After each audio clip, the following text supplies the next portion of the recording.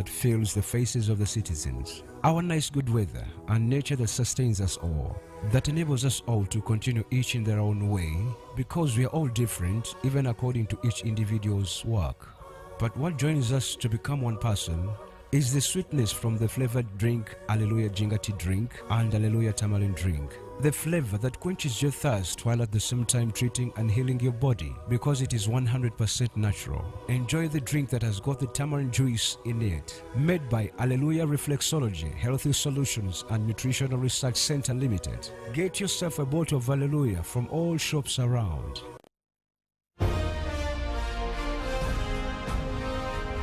Live from UBC Studios in Kampala. This is Good Morning Uganda.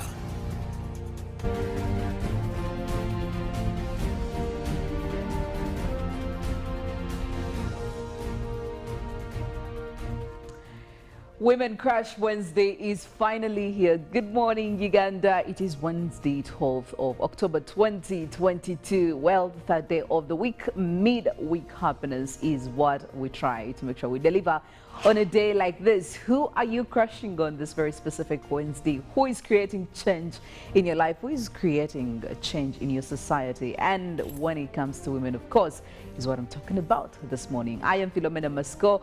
Well, Robert is with me this morning, Felix is with me this morning, and Mollen as well is with me this morning. Well, clearly there is indeed a lot happening, and I would really want to share my Women Crush Wednesday, or Woman Crush Wednesday, or Women actually, Women Crush Wednesday, this very specific day before I get into my, colleagues here. I want to crush on all the women who are really at the forefront of fighting Ebola right now. Of course, spearheaded by Dr. Ruth Cheng and all the female health workers. Not that the male health workers are not doing anything, but today I want to focus my attention to the ladies in that field. You're doing a great job, and we hope and pray that things go on smoothly until we come to the end of the road with this Ebola outbreak. But first, Felix, good morning. Good morning. How are you doing? Awesome. How are you, Philo? I'm all right. Your favorite day is finally here.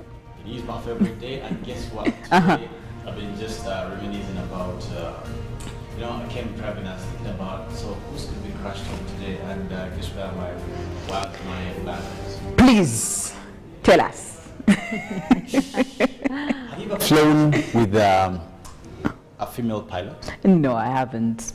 Oh, yeah. Quite many in Europe, I tell you. But I just like how they say, your captain, Mollen, Kenyena, says we've arrived at the Aberdeen airport and blah, blah. You know how beautiful that sounds? Away from the voices, your captain, but this time round. So yes. Are we crushing on all the pilots who are ladies? We actually do have also some in Uganda, right? Could be. Yes, we do. Could be. Could be. So for all people who are in aviation, probably I could make it broad a bit. Yes. And that will take in people like Kenyena Mollen, who, by the way, for some of you, haven't seen her shoe. But I'll explain it in the next segment. I'll give you the details of that. It's quite beautiful and quite hilarious. But Wednesday is another good day. Yes. Lots of rounds of stories of Ebola have been going around, I must say, quite sadly. But we know that communities are trying their best, I believe. The ministry is also trying its best together in the government. We just have also to do our best as individuals. It's quite scary, some of the videos that were making rounds on social media of somebody who was probably in one of the hospitals in Kampala. Yes. So I think we need to be more vigilant as communities, as families, and later on, of course, as individuals, Philo. Well, indeed, maybe now to the lady in aviation, the one representing the ones out there, but here on UBC. Good morning, Mollen. A very good morning to you, Philomena, and of course the team. I want to say good morning, Uganda. Now I feel like the whole women aviator thing has been taken away from me. I can't crush on you, but I'll crush on myself. However, they're doing a tremendous job. Being a woman in science, it's not for everyone, but for a few who are there, we we actually have women pilots in Uganda Airlines as well. Yes, we do. And the experience, you know, it's actually good. Like Felix put it, having your captain say, you know what, this is Captain so-and-so. The voice changes and you feel like you're going to land safely. That's the experience. But specifically for this Wednesday, I want to crash on women in leadership. And that takes in a lot. Yesterday, I was looking at what the Prime Minister was talking about. You know, personally, she's going to be inspecting to see that the reimbursement of the PDM is actually being implemented at all levels. She's taken it upon herself to do that. Then you look at Minister General Cheng trying to, you know, reach out and talk about the Ebola situation in this country. Now, the people will not crash on are the witchcraft guys, because this is proving exactly. And guess what? Their leader is actually a woman. Okay, not witchcraft, the traditional medicine, maybe. Yes. Maybe it's different from the witchcraft, but I feel like when it's not scientific, it's all the same category. These people are misleading patients, and we are losing a lot of people to Ebola who actually first take it to witchcraft, wanting to cure it. It won't be cured there, so I would think that this is an eye-opener, and people who are doing this traditional medicine or even witchcraft, as you might say, they need to stop and encourage people to go to hospitals, because Ebola is a very, very dangerous disease and won't be cured there. You need immediate attention. The longer you stay going for all this traditional witchcraft stuff, you're taking away from the time you could use to recover. And just yesterday, we also had the minister actually confirming that so far 42 people have been isolated in Kampala who were contacts of the person who died at Kirabo hospital. It is a broad thing, and I think we need to be vigilant. The public has to be alert, and we can end this. We can end this Ebola. We've been through worse, so I think as Ugandans we need to work together and make sure that we don't have this Ebola, you know, roaming around the city or even the country. And trying to really stagnate people's businesses, people's lives, because that means you definitely have to put a hold onto whatever it is you're doing at first deal with this problem. Clearly, we have lost a lot. We did lose a lot during the COVID-19 pandemic. It's still going on, but at least we are almost there. We are almost there at the end of the road. So Ebola shouldn't really add on to what we have been facing. Robert, good morning. A lovely morning to you, the entire team, and of course our viewers. Thank you so much for waking up with us this morning. Well, so much is happening in the country, and I think for me, one of the most annoying thing is that most of these people who visit witch doctors or traditional healers are suffering from Ebola. At the end of the day, they notice that these things are not working, then they ask to be taken to hospitals. But what they do is they change their names. So as the ministry is looking for these contacts, because they could have been a contact of a person who has died, it's hard to locate them. You're looking for Kirabo Robert, yet he's now using Felix Nkunda. Yes. So the ministry has found a big challenge by the time they are able to identify that this is the person actually. So it's like you're intentionally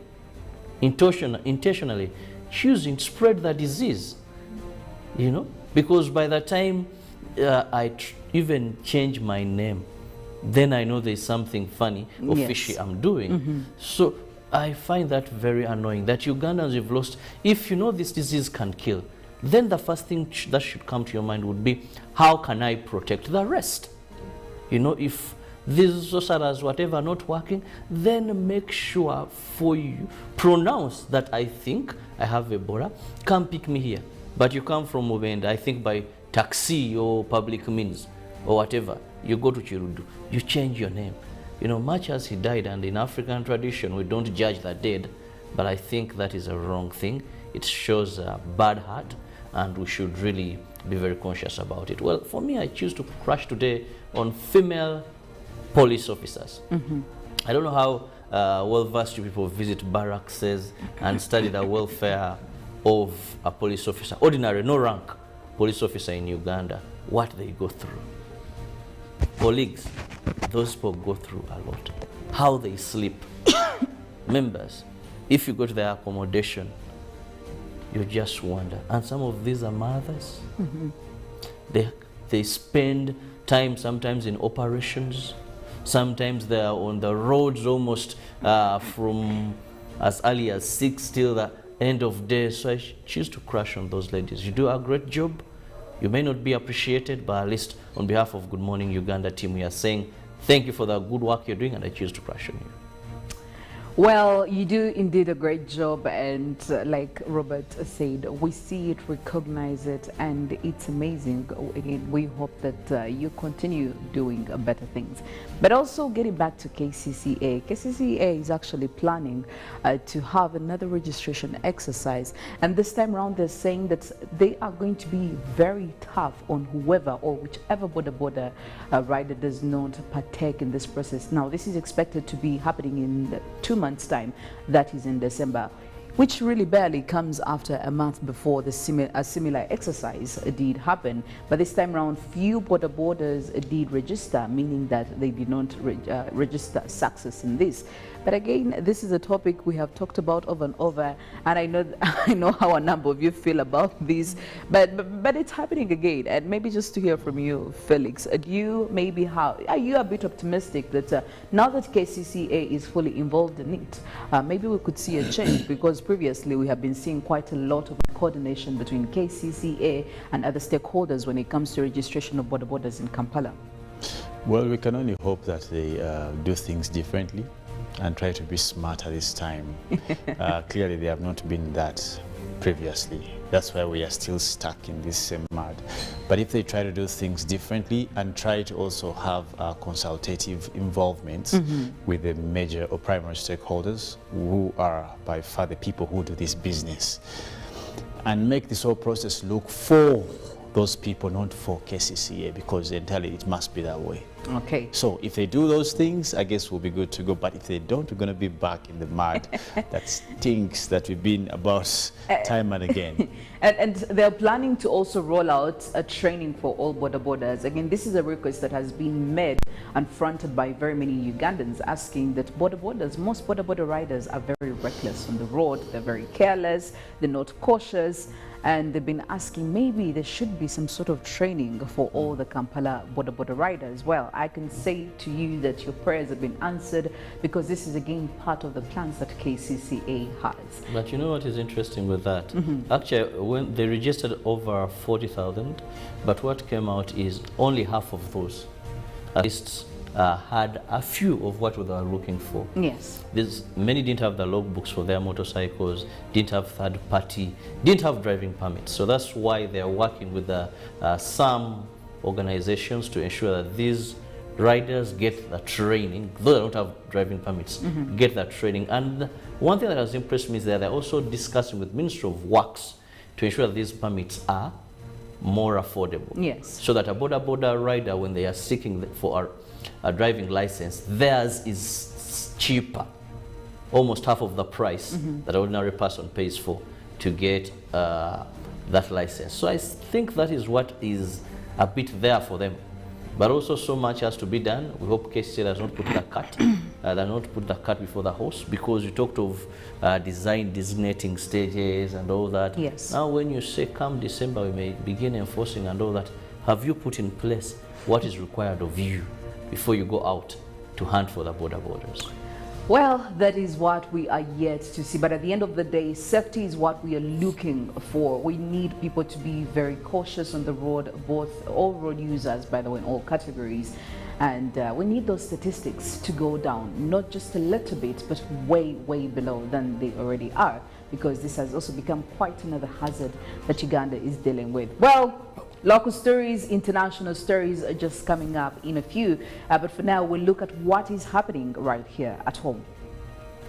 Well, we'll begin with the good news regarding the parish development model, where government released 80.9 billion for the first quarter of this financial year to go to circles and the parish development model as a revolving fund for the first quarter.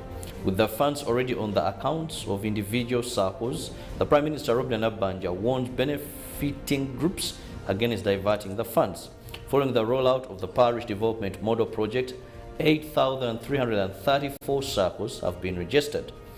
These qualify to access the funds in line with the economic transformation journey, so long as the circle meets the readiness criteria. On October 11th, 3,237 circles from 55 local governments received 25 million shillings each after government released 80.925 billion shillings.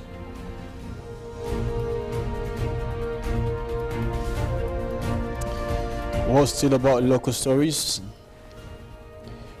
The Ministry of Health has discharged 5 medical workers out of the 7 who contracted Ebola while on duty at Mubende Regional Referral at Entebbe Isolation Center. The Minister of Health, Dr. Jane Ruth Acheng, handed over certificates to the discharged as a sign of welcoming them back to their respective communities. 5 medical workers out of the 7 doctors who were admitted at Entebbe Isolation Center from Mubende Regional Referral Hospital have been discharged. During the discharge ceremony at the isolation center, the Ministry of Health commenced with prayers for the recovery and to remember those 2 who had died. Moving on, government has been asked to find alternative punishments and abolish the death penalty in the country. This call was made by the ambassador for France to Uganda, His Excellency Jules Armed, during the commemoration of the World Day Against Death Penalty. Gabula Africa Evans, our longest-serving prisoner, survived execution in 1987 accused of illegal possession of foreign currency. Gabula was arrested and spent 28 years on death row. Gabula is now an activist who echoes the abolishment of the death penalty in Uganda. The death penalty has been declined democratically around the world since 1976, where more than 76 countries have abolished its application on all crimes, although Uganda retains the penalty.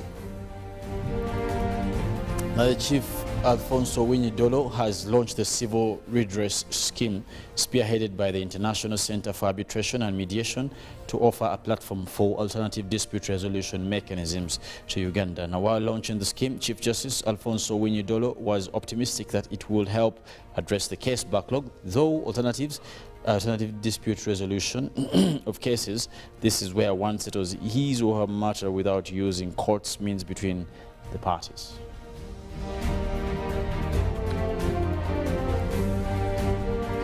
And elsewhere, Volodymyr Zelensky has urged countries to hit Russia with more sanctions in response to a new wave of terror after Monday's attacks on Ukraine. At least 19 people were killed and scores more injured as Russian missiles hit regions across the country. Defiant, he said the attacks will only delay our recovery a little. Following more strikes on Tuesday, Mr. Zelensky called on the West to find new ways to apply political pressure to Russia and support Ukraine. The calls came after he met the G7 group of nations for emergency virtue talks on Tuesday. The bloc, which consists of Canada, France, Germany, Italy, Japan, the UK and US, promised to continue providing financial, humanitarian, military, diplomatic and legal support to his country for as long as it takes.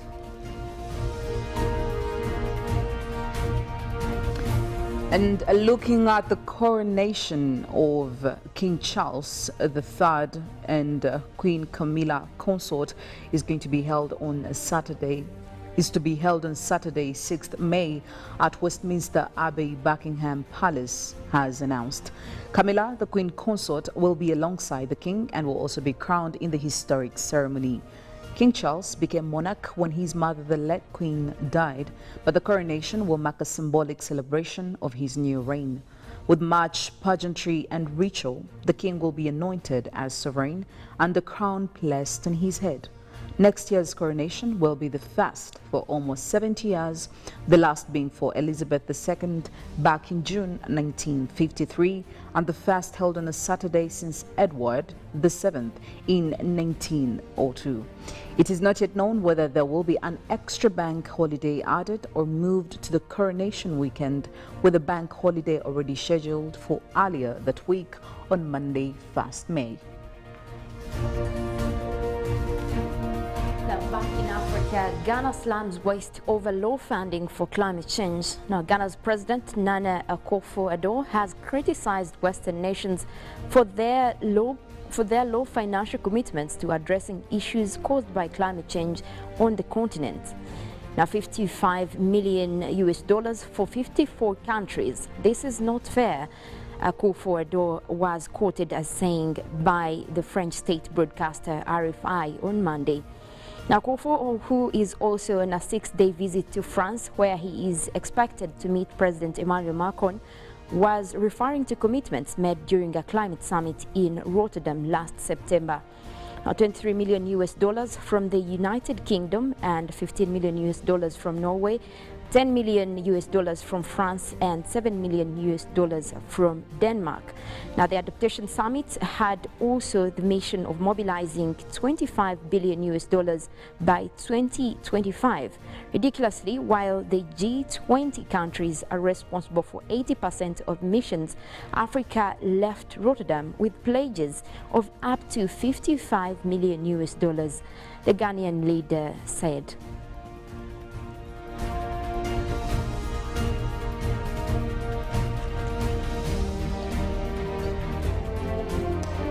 Well, indeed. Now, moving on to what we talk about every other day when it comes to health, it's really, really important that we be your reminders every single morning whilst you're doing quite a lot. I mean, every other time you have to spare a minute or two for your health. Robert? Well, I'm holding these 3 bottles. This is Hallelujah Ginger Tea, Hallelujah Banana Fruit Juice, and Hallelujah Tamarind drink. Now, these are immune boosters, but also very tasty. I know there are people that enjoy that traditionally called Mubisi. There is a Morondo here, and above all, these combined together boost your immune system. So any of your choice, I guarantee it's just 1,500, but one thing your benefit is you will save so much on what you spend when you go to the doctor. So make that saving, be healthy so that you're very productive by simply taking a bottle daily.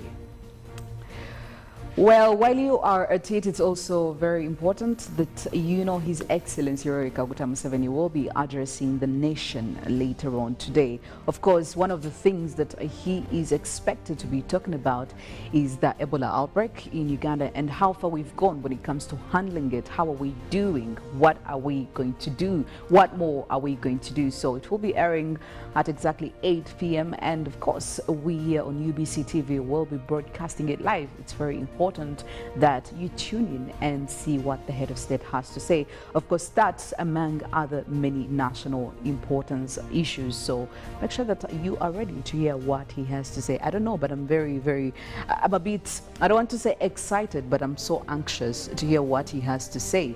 I don't know, when it comes to Ebola, the anxiety is a bit kicking in here and there, but I know. Are you having anything on the back of your mind that maybe he'll come up with some strict, because that's what most Ugandans are worried. If it is the solution, really, if it's the solution at this point. When the president is speaking and there's an outbreak, it says, and therefore I declare. Yes, that is always the statement.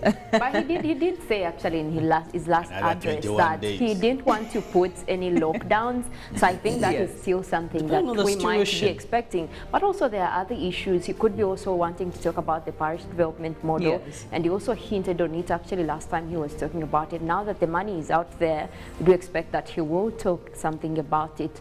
But mostly I think all our eyes are on the Ebola and the rising cases right now. I do hope there are no lockdowns, because we can't afford. This economy is already an economy world. Felix, I don't think we would survive days. another lockdown. Wait for that. No. Yeah, but make sure that you are ready to listen to what he has to say at 8 p.m. He will be talking to the nation. Women Crash Wednesday, like tradition dictates here on UBC. Good morning, Uganda. We are definitely giving you some beautiful jam from one of the most phenomenal women you've ever heard or you've never heard of, depending on where you fall. And when we get back, we'll be talking more in the Good Morning Uganda newsreel, talking about Ebola changing the mindset of Ugandans, especially the fraction that still believes in the fact that witchcrafts can actually do wonders. Friend, you are on a wrong path, and we intend to change your mind when we get back after this break. Good morning. It's good weather and nature that sustains us all, that enables us all to continue each in their own way, because we are all different, even according to each individual's work. But what joins us to become one person is the sweetness from the flavored drink Hallelujah Ginger Tea drink and Hallelujah Tamarind drink. The flavor that quenches your thirst while at the same time treating and healing your body because it is 100% natural. Enjoy the drink that has got the tamarind juice in it. Made by Hallelujah Reflexology, Healthy Solutions and Nutritional Research Center Limited. Get yourself a bottle of Hallelujah from all shops around.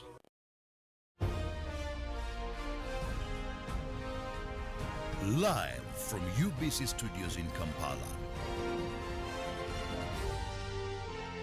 This is Good Morning Uganda.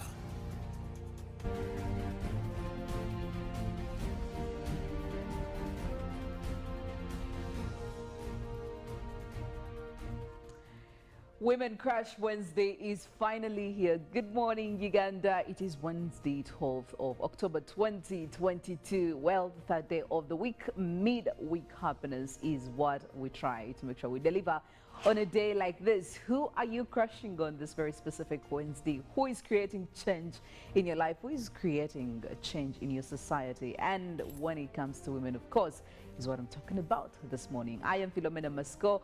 Well, Robert is with me this morning, Felix is with me this morning, and Mollen as well is with me this morning.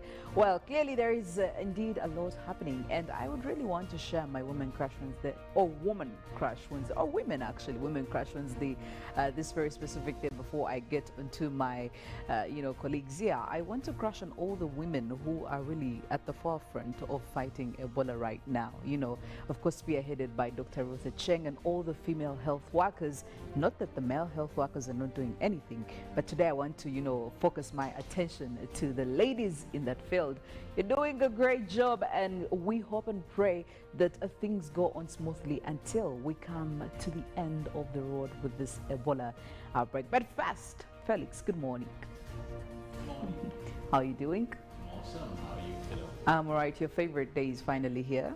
It is my favorite day, and guess what? Today, I've been just reminiscing about, I came driving and thinking about, so who's going to be crushed on today? And guess where my plans? Please, tell us. Have you ever flown with a female pilot? No, I haven't. Oh yeah, quite many in Europe, I tell you.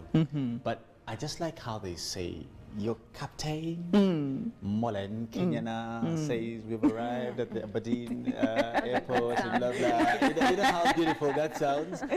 Away from the voices, your captain, but this time round. So yes. Are we crushing on all the pilots who are ladies? We actually do have also some in Uganda, right? Could be. Yes, we do. Could be.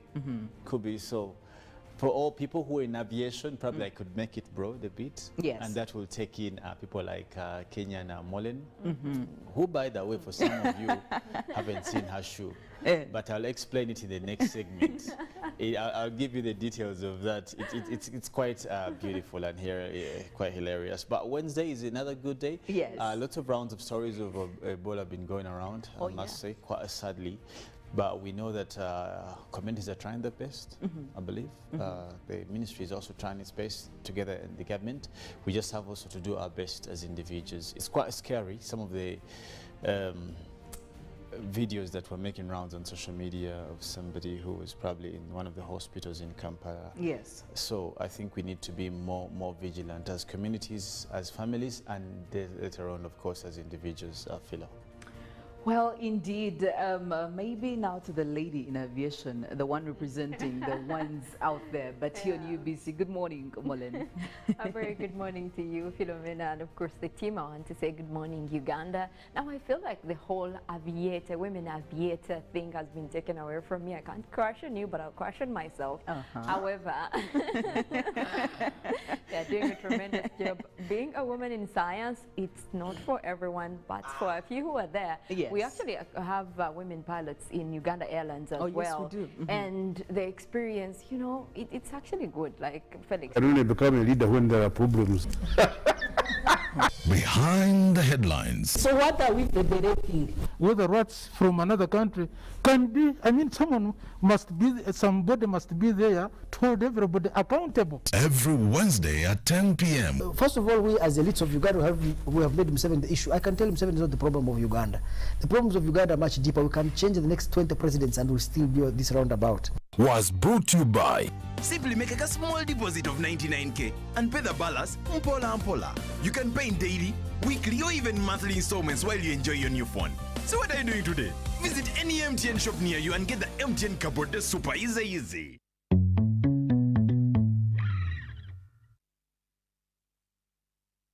Forget last season. Forget the oohs and ahs. Forget every moment that stole the show, because the real show is here on GoTV. It's the new season. It's action-packed and it's going to be non-stop football. With over 1,000 games from more than 7 leagues and cup competitions plus a World Cup. Make sure you get the best seat in the house this new football season. Get a GoCoder with 1 month of GoTV value for only 25,000 Uganda shillings and enjoy non-stop football. GoTV Uganda. Love it. Get connected today with the My Airtel 4G smartphone, the most affordable smartphone in Uganda. You get to enjoy free 1 GB for the next 11 months. My Airtel 4G smartphone, your best value for money. Visit the nearest Airtel outlet today and get one at only 250,000 Uganda shillings. Airtel, the smartphone network.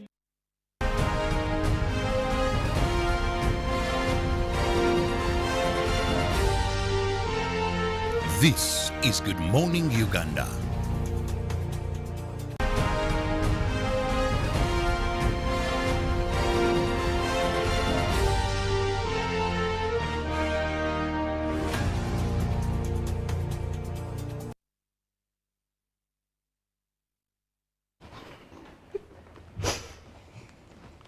Good morning, Uganda, and welcome to this very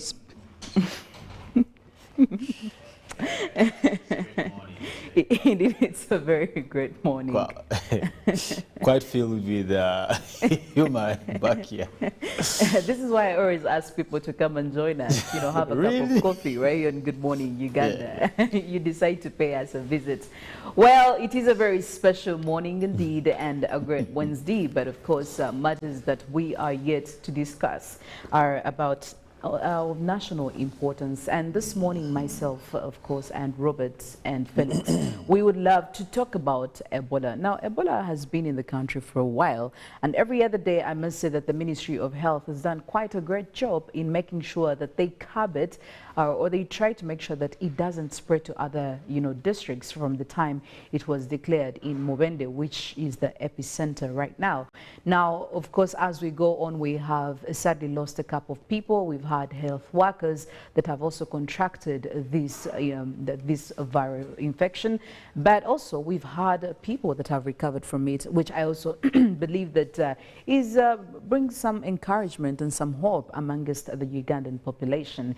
And maybe just to take you through some of the statistics that have been availed by the Ministry of Health as of 9th October 2022, we do have 4 new cases. We have about 48 accumulative cases. We do have 1,049 contacts listed for follow-up, and we have about 14 recoveries. And when we talk about active cases on admission, these were standing at 14, and looking at new deaths, they are standing at 7, and cumulative deaths standing at 17. Now, these are statistics as of 9th October 2022. Well, seeing as today is 12th, obviously the new statistics and the Ministry of Health will be updating anytime now. But also, as we are talking about creating awareness on Ebola prevention, we talked about the story where we did see this gentleman who died from Kirabo Hospital after, he had been declared that he got Ebola virus. But when you look at his journey from the time he contracted this virus to the time of his death, there were too many twists and turns and very many many disappointments, which clearly maybe try to project on how some Ugandans are still thinking of Ebola and believe that it's not as serious as it is. Looking at people who are still running to witch doctors to have treatment or to have them do something about it, it's quite very, very sad. And as we're talking right now, the Ministry of Health did come out to say that 42 people who were contacts to the, to the victim have been put into isolation. 42 is not a small number, because if it actually turns out that these 42 people are sick, or a number of them are sick, clearly we are seeing statistics go high. But in that light, maybe just to hear from you, Robert, what does this have to say about quite a number of us? Can we say that maybe awareness hasn't been done effectively, or this is just an issue of a mindset? Because somebody will question, why are you running to a witch doctor when such issues are coming up? When the Ministry of Health has come out to talk about all the symptoms, and knowing that right now Uganda is currently dealing with an Ebola outbreak? Very interesting question from you, Philo. Now, first, we must understand that we are at this magnitude of Ebola because of two things. One, lack of information and right information, timely right information. But two, our beliefs, our mindset. So it's a mixture of two things. I was speaking to Dr. Alan Muruta, who happens to be the commissioner in charge of epidemics and disease surveillance. And he told me, Robert, the first case registered of Ebola would have been dealt with very fast, that is in Madudu. But this is what happened, that when one person contracted Ebola, spread to other family members, they began dying. Do you know what they did? They rushed to a traditional healer. Not a health facility, but a traditional healer, and said, we have a relative in our family who has just bought a Tata lorry. Yes. And we believe this relative has sacrificed us. Aguzama yembe gobugaka. Kati atusaddase. This, I'm telling you, these are not stories of Nambi and Chintu. This is reality from the Ministry of Health. When the team went on ground, this family was very sure a person who bought a lorry in their family had sacrificed them. So that's why they were dying. But again, they noticed that even other people around them, he couldn't have sacrificed them. So the LC1 informed the LC3, then they went to the office of the RDC, and that's where it started. Now, two things I know. Upbringing and society can influence a person. A person who came from a family when they believe in that. I want to tell you, I've ever seen a very important function and people say to Nyonyana Geme Nkuba, we have this budget for this person. My brother Felix knows how it's done. Yeah, but at least they have to pay someone to do that. At least he tells me if you've ever heard of stories. Not that he does it for correction, but he's ever heard of stories that that thing happens. Oh yes, there is that budget that has been allocated. Yeah, he's so much in the entertainment industry, but so sometimes we joke a lot, and he says, I would joke. I don't want the priest there to say, Felix, and they deny him eating this whole meal. Makes it look like it's a side gig. Anyway, going back to that is that now we are seeing that because of mindset, coupled with little information and correct information, but also why people are going for these witch doctors is also sometimes availability of health facilities. That people, when they are confused, they don't understand, they don't have the right information, they grew up knowing this is our way of doing things, but also the alternative is not that very close and approachable to them. Yes. So combination of these three factors, we must say not so much information has gone down. Yes. Regarding Ebola. Not so much. I want to tell you, go random sampling. When we had COVID, in just a month, everyone knew how COVID is spread, what you should do, what you shouldn't do. Go to Ebola. You find someone seriously masking themselves, and Ebola worry. This disease requires fluids and body contact. that if I touch you and you have Ebola, this body of yours has pores and they use fluids. I'll get that. And if this cups with me, I'm demonstrating. So at the end of the day, people must know, how is Ebola spread? How dangerous is Ebola? Yesterday I was trying to carry out a random sample and asking colleagues. They told me, now Dr. Ruth Kenyena said they have spent so far 2.5 billion. Robert. Yes. 2.5 billion? How long has Ebola been around? You know? How long has Ebola been around? But also, they're talking of how many, it is in 4 districts by then. How many regional hospitals? How many isolation centers?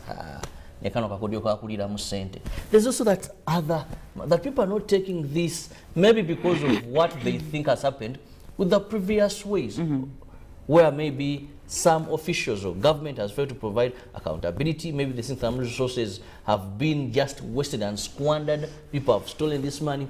So, if people don't have right information, if people lack trust in systems and some people in these systems, many have that challenge of saying, maybe this is just another way. Yes.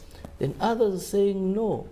But you see, also, we've not explained to people this issue of, if you present yourself with the signs of Ebola, do you live? For people to know that, yes, let me go to a health facility, I'll be fine. People have not understood the danger when one has Ebola.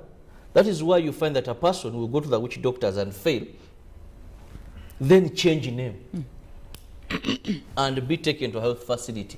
And that means that some of these things maybe people are tone deaf or they are intentional, because the fact that this person thought of changing a name, clearly he knew that there was something sketchy about what he was doing. Because he knew he was a contact person, they were tracing for him.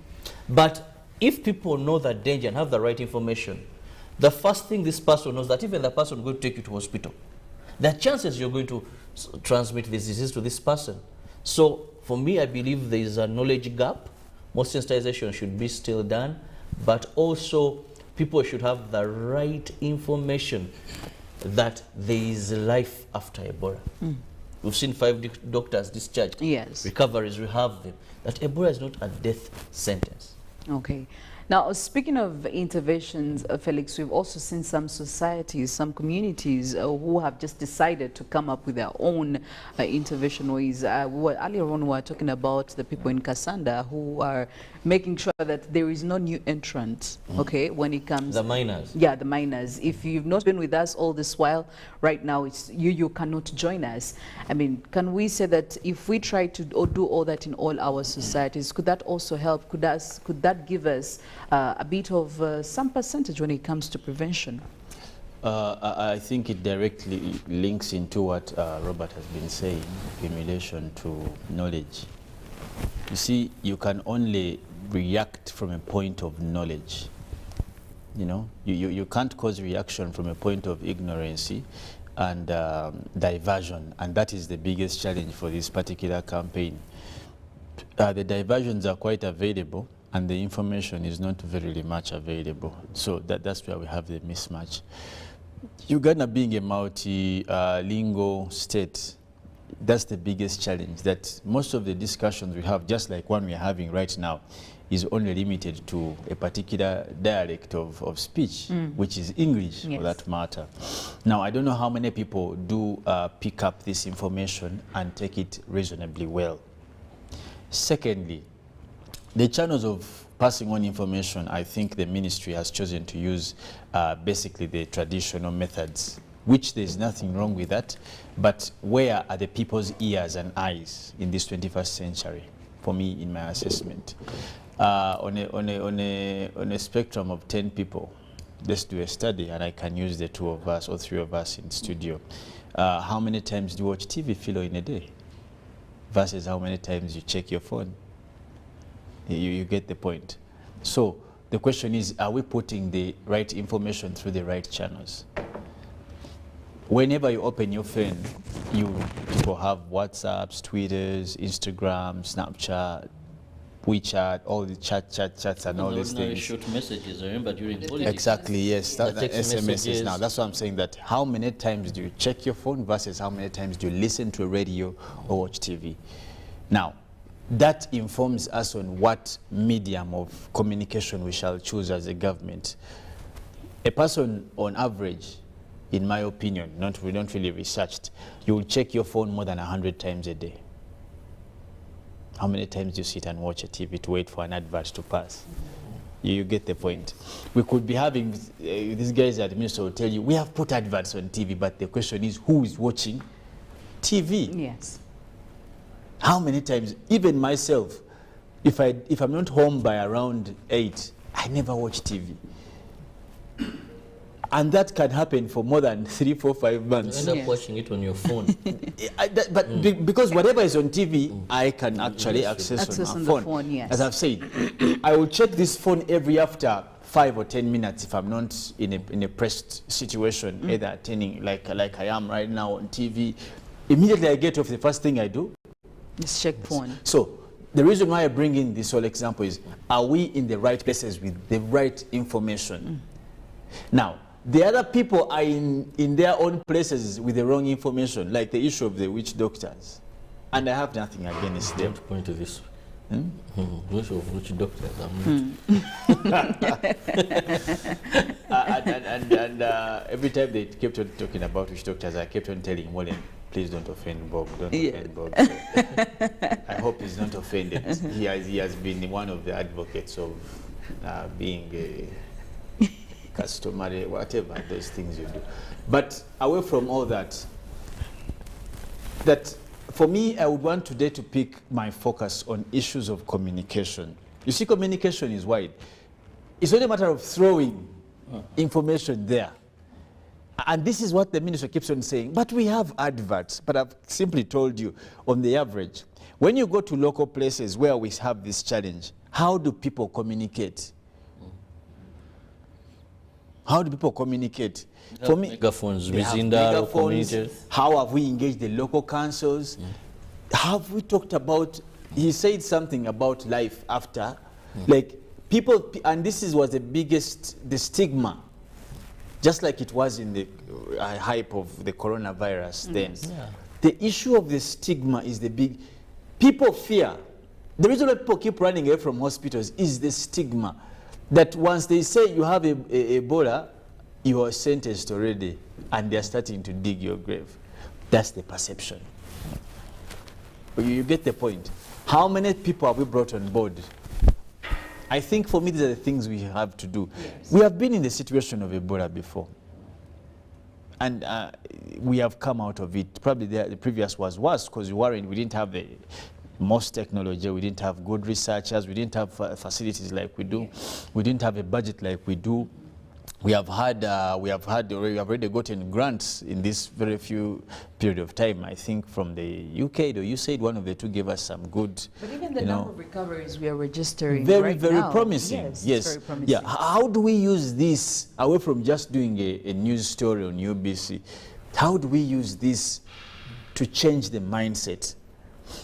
Consistently, the president, whenever he comes in to give his address, I think for the last previous two, he has talked about this, I think the most recent one, he talked about Ebola. And I think he tried to give a highlight on how it is contracted. And in his words, he said, this is something we can avoid, as long as it entails contact. It's not an airborne word.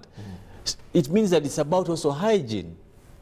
Previously, we used to have washing points at buildings.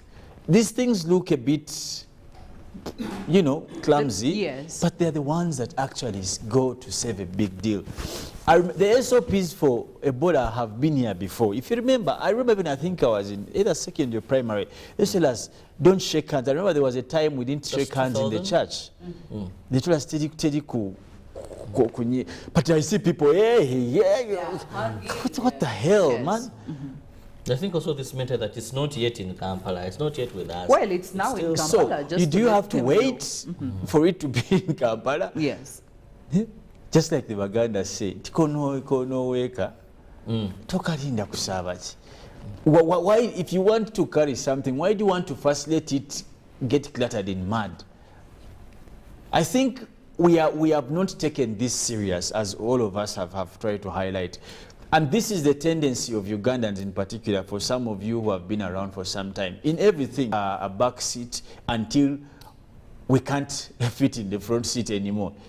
Once people, you know, people want to first hear we have lost 100. You get it? There's some case that happened to COVID-19 Yes, when exactly. it had just come And we out. saw We never everything took coming. it seriously, yes. Just like right now, honestly, why would someone escape from somewhere, have over... Now, the 40 whatever contacts, they also have what? Contacts. Who we don't know where they are. If these in isolation, once they test positive, that's the that thing. Is when the ministry it's says, another scare. "You've tested positive, now let's look at the contacts," because not everyone that goes in isolation as a contact person tests positive. Definitely, yes. Definitely. Some will be taken and they're negative, so they're released and they can go back. And it's not a big deal. But those that are found positive, then you begin looking for those that were in contact with. And for me, I want to vividly make a point in terms of seriousness. I have seen communities that are very serious. One of them you mentioned, is it Kasanda? Kasanda, yes. Kasanda. They have taken it upon themselves. And this is why we have consistently asked government to empower LCs. The ground, what we call the foot soldiers. Yes. We need to empower these LCs, give them megaphones, give them some facilitation. Last time we saw some part in Uganda that were given bicycles. We don't know if this is the best time to use these bicycles. They know the people. Yes. They in one day or in a week, they can reach the whole parish or whatever to talk to people. Even in 2 yes. Today, the challenges we have, I think now this is probably what my intention would be, to seek through to His Excellency, who I'm very sure will get the message. The challenge most recent is the prices now of the most relevant commodities in fighting Ebola. The prices of water, the prices of soap, you get it? I think if we can find a way of cutting costs, because people will tell you, and which is the honest truth, yes, a bar of soap here is 7,000. So someone will tell you, me to buy a bar of soap to put their pot to wash their hands. Yes, they feel like it's such a major loss for them. And it's not even just feeling, Philo, it is not affordable for many Ugandans. Yes, yes. So I think this is where I would want to ask His Excellency to see how to mitigate. Last address he came out to, I think one of the speeches he gave this week, he came out to give a directive about load blocks, which was quite important. How about we can see him coming to cut a bit of costs in terms of water, and mostly these most relevant items that help us fight, like soap, because let them be affordable. If probably every market, every mall, every, it's available, let's make it. But also we have had alternatives of liquid soap.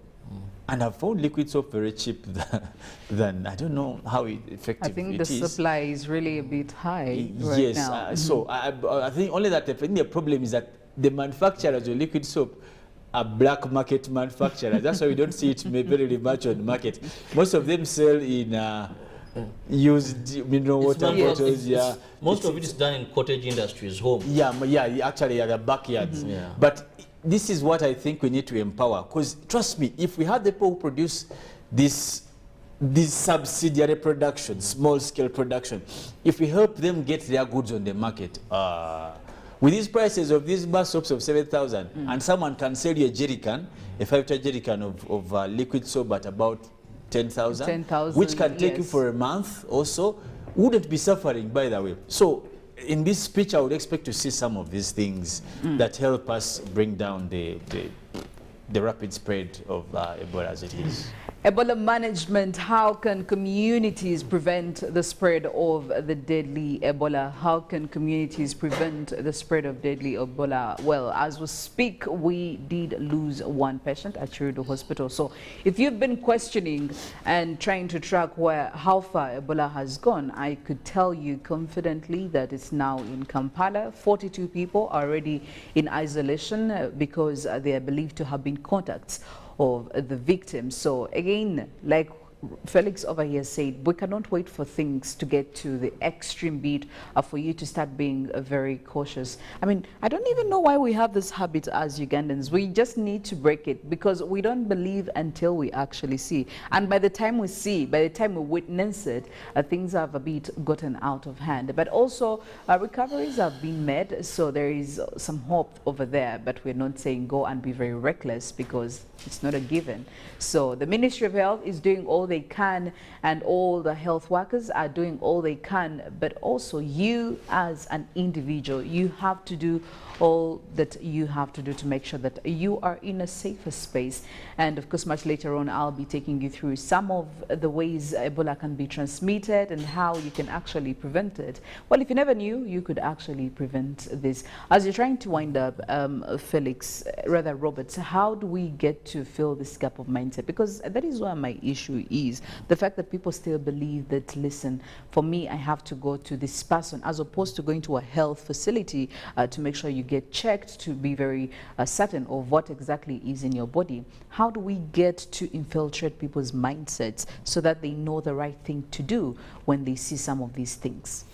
We must prioritize local councils or foot soldiers than what we are doing. When I was listening to Dr. Diana Atwine mentioning how this money has been split, you know, yes, we've invested so much in building isolation centers.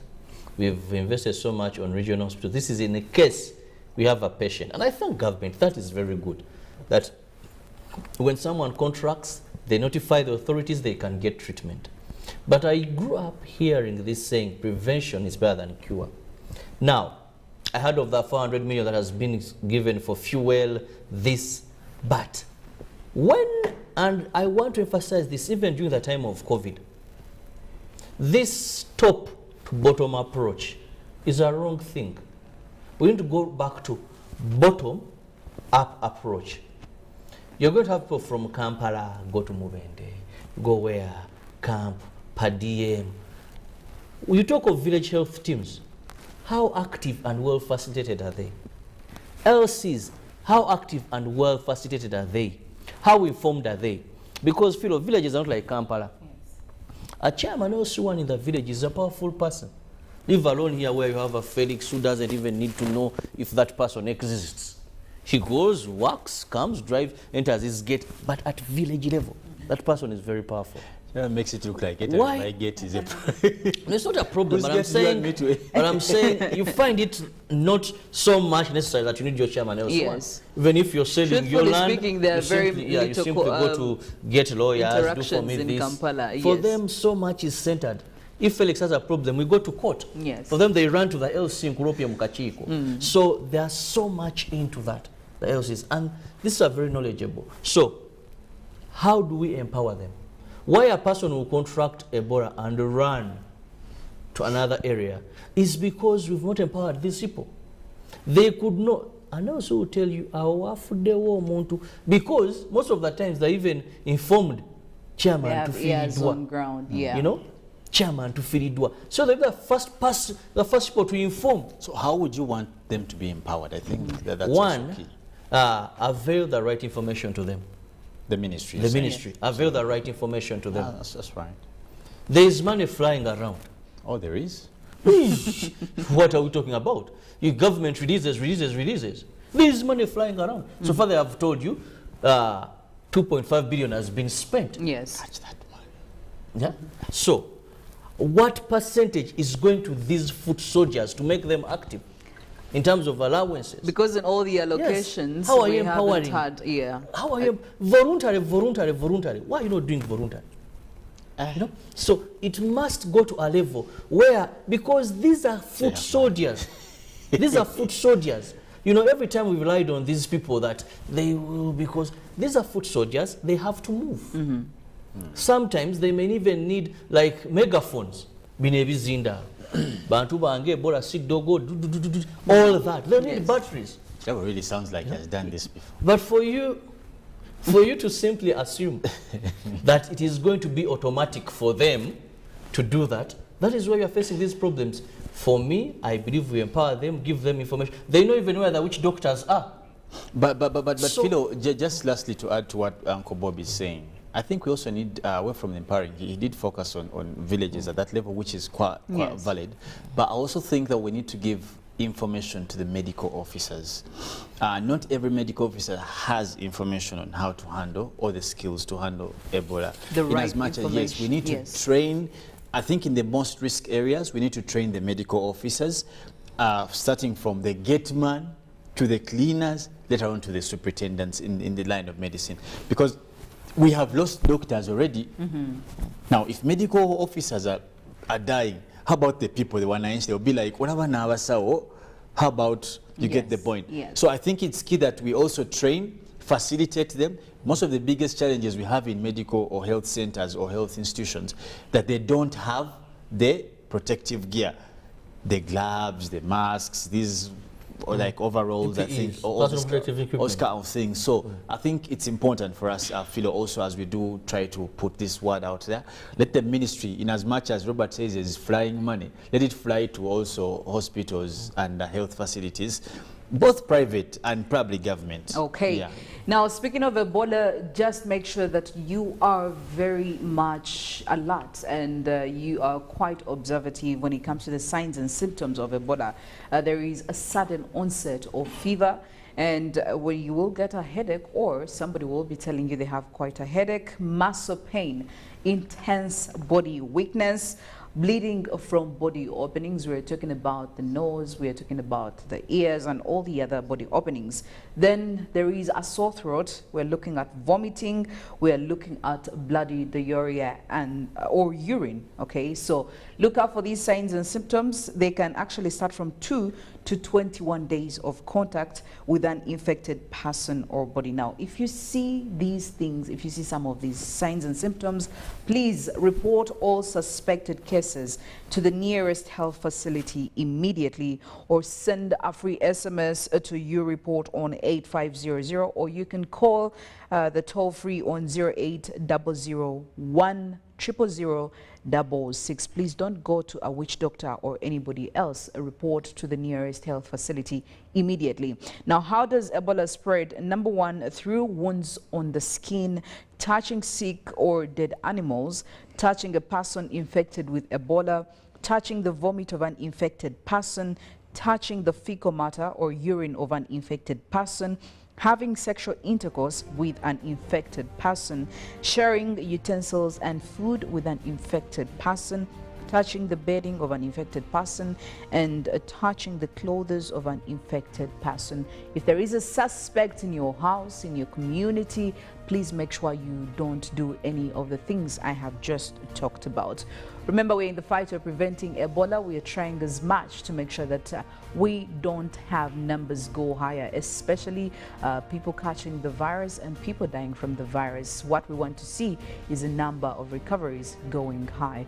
Remember that Ebola is here, but we can also fight and beat it. We're going into a break. When we get back, the press review will be up next.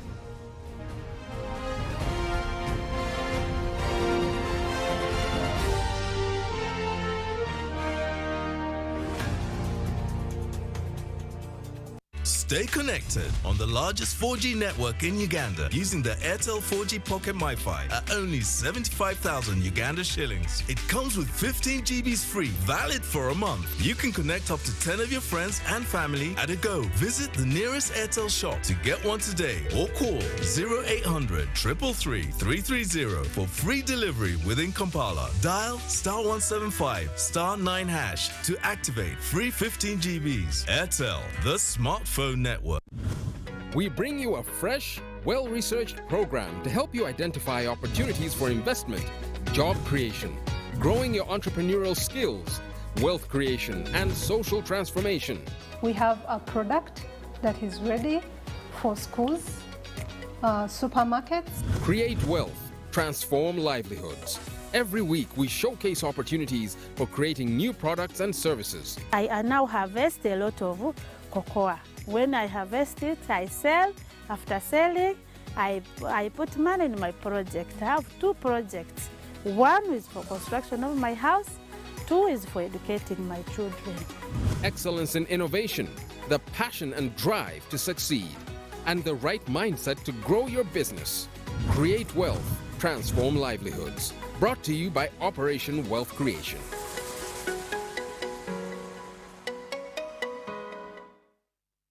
Every waking day is a reminder just how beautiful this, our land, truly is.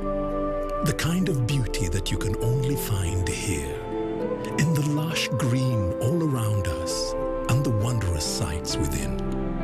It's in the distinct aroma of our cooking to the taste of food that takes you on a journey, in the sound of homecoming and the sound of Mother Earth, in the magnificence we find on our travels and the exciting moments we experience.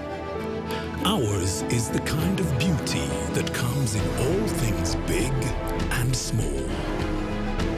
All we have to do is awaken our senses and truly enjoy what's uniquely ours. Explore Uganda, the Pearl of Africa.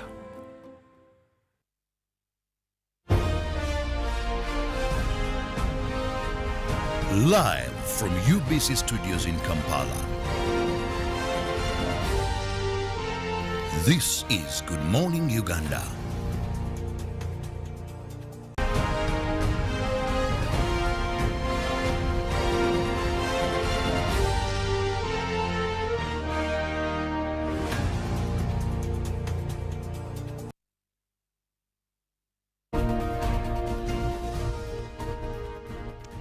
Welcome to the Press Review, the big stories in our everyday papers. The Daily Monitor, New Vision, and of course the Daily Nation. Looking at the big story in the Daily Monitor, we start off with over 7,000 SACCOs miss a PDM money. And government says only that 3,200 of the targeted 10,594 SACCOs across the country have been cleared to receive parish development model cash after meeting the requirements. An outbreak of Ebola. Well, we do have an Ebola death confirmed in Kampala, and well, there are more stories and details over there in the Daily Monitor. Looking at Kenyan gets 2-year jail term for stalking the DPP. Beaten Busoga chief, 6 others sent to prison. In other news, Makere to waive a tuition for 40 girls. And Chief Justice hires 8 top lawyers to defend him. And moving into the second page, giving you still a more detailed story on the beaten Busoga chief and how 6 others were sent to jail. Today in history, USSR opens news agency in Uganda. The year definitely was 1965. That and many more stories in the Daily Monitor. And in the New Vision, mental cases overwhelm Butabika Hospital. That is a story on page 9. Mohozi reveals what's next. Details are on page 5. And 3,000 SACCOs get shillings 80 billion PDM cash. Each parish is expected to receive 100 million Ugandan shillings. That is on page 7. You can get more details there. But also in the big picture, they show you Uganda instructors fly to France for vocational trainings. Well, that is also right there for you. Pass O-level chemistry, geography inside. That is on page 20 and 21. And First Lady advises youth on good behavior. Details are on page 4 of the New Vision. Students to assess teachers and lecturers. That is interesting. A story on page 3 of the New Vision. I would really love to know how they're going to do that. And I would have to be part of it. But looking at the Daily Monitor Sports, we talk about Imanishimwe. We have struggled to close the games. And TalkSport writes to nab over the EPL broadcast right. The question here is, what next? The body-binding Uganda broadcasters last month talked they tasked the DSL to prove they actually acquired rights to oversee audio broadcast of the English Premier League in the country. And looking at the Champions League, Barcelona will be looking to give their Champions League knockout round hopes a huge boost when they welcome the Inter Milan to Camp Nou tonight. So look out for that game and many more sports stories in the Daily Monitor. And the New Vision Sport, UCA cries foul over music concerts in the Oval. Now, Uganda Cricket Oval Association has called on governments to reserve sports grounds for sports activities only, not music concerts. Well, that is a story right there for you. But also in the Varsity Sports University Football League quarterfinals, second leg, Mobs versus Chambogo. They give you the playouts right there. And of course, as KYU roars on, a lot in the sports section for this morning. Crossing over to the Daily Nation, looking at the political affairs in Kenya. Raila takes on Ruto and, of course, telling you that opposition leaders attack key decisions made by the head of state. Again, this was expected. And looking at Azimio la Umoja, One Kenya coalition chiefs Raila Odinga and Kalonzo Musyoka attack President William Ruto's government over the rising cost of living and the lifting of a decade-long ban on genetically modified organisms. And again, looking at more stories, the COVID scandal, an audit has come out showing that 1.6 billion Kenyan shillings of vaccine doses cannot be traced. The national and county governments cannot account for about 3 million COVID-19 vaccine doses worth at least 6 billion Kenyan shillings. A damning special audit report did reveal this, and I can guarantee you that many questions are going to be asked and less answers are going to be submitted. But of course, we also know that repercussions will be coming in the due process. So we're yet to find out what will be happening over there. The Daily Nation this morning do get the New Vision as well, not forgetting the Daily Monitor to see what's happening here in Uganda. More stories, of course, in there from all realms: sports, politics, economics, and social factors being talked about. But also speaking about the traffic this morning, I want to focus on some parts in Makindi Division, looking at some areas like Nsambia, looking at Bukasa, looking at areas like Kalungu. All these areas this morning, I could say that the traffic may be a bit quite easy on you, and seeing as very many parts of most of these roads in this area or in these areas are quite dominated by green lines, showing that you could easily navigate in and out of these specific areas. But maybe starting off from Gabbard Road here, a few, of course, traffic spots. We do have traffic building up over here. We do have another orange spot here, but for the biggest part of this road, I could say it may be easy for you to navigate. You may not come across some heavy traffic that is building up over there. As you continue all the way, do expect some heavy traffic build up here, but it's not yet quite extreme for you to worry about. So there shouldn't be any worries for you this morning if you're using this specific road at this given time. And continuing, of course, all the way through Nanjala Road, which is again another shortcut that could help you join Gaba Road. It is quite green in this very specific minute, so I could say that this is an ideal route for you if you're coming in from areas of Kalungu, if you're coming in from this part of Chibale Road. This one is an ideal alternative for you to join the main road as you make your way to town. And continuing all the way to Chiwafu as you're trying to access Kansanga, and still continuing on Gaba Road, a few traffic spots here and there. We do have one here. We do have some traffic building up here. We also do have another traffic spot here, but for the rest of that area, I could say that it's quite a freeway for you this morning, so it shouldn't be a big worry for you.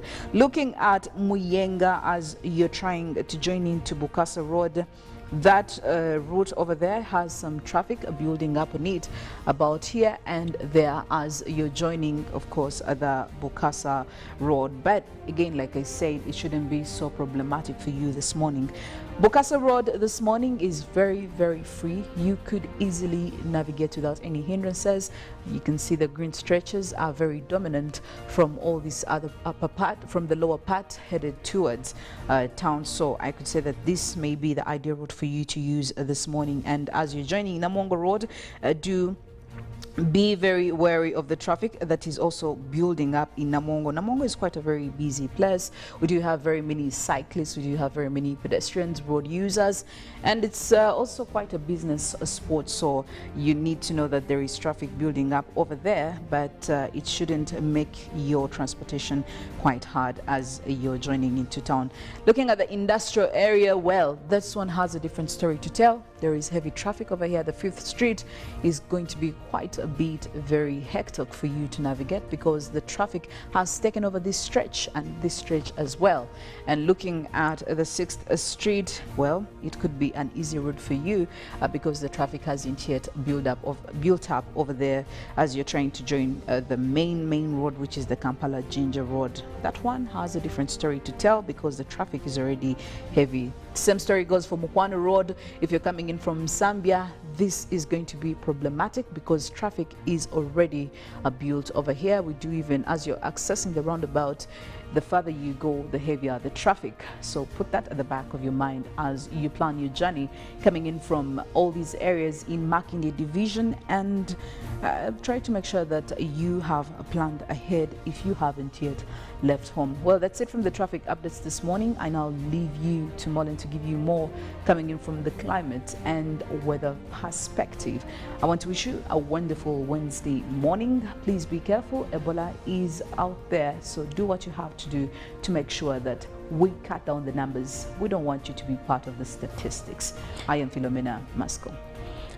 Well, absolutely. We still urge you to be alert and, of course, look out for yourself, for your neighbors, your family, and everyone at large.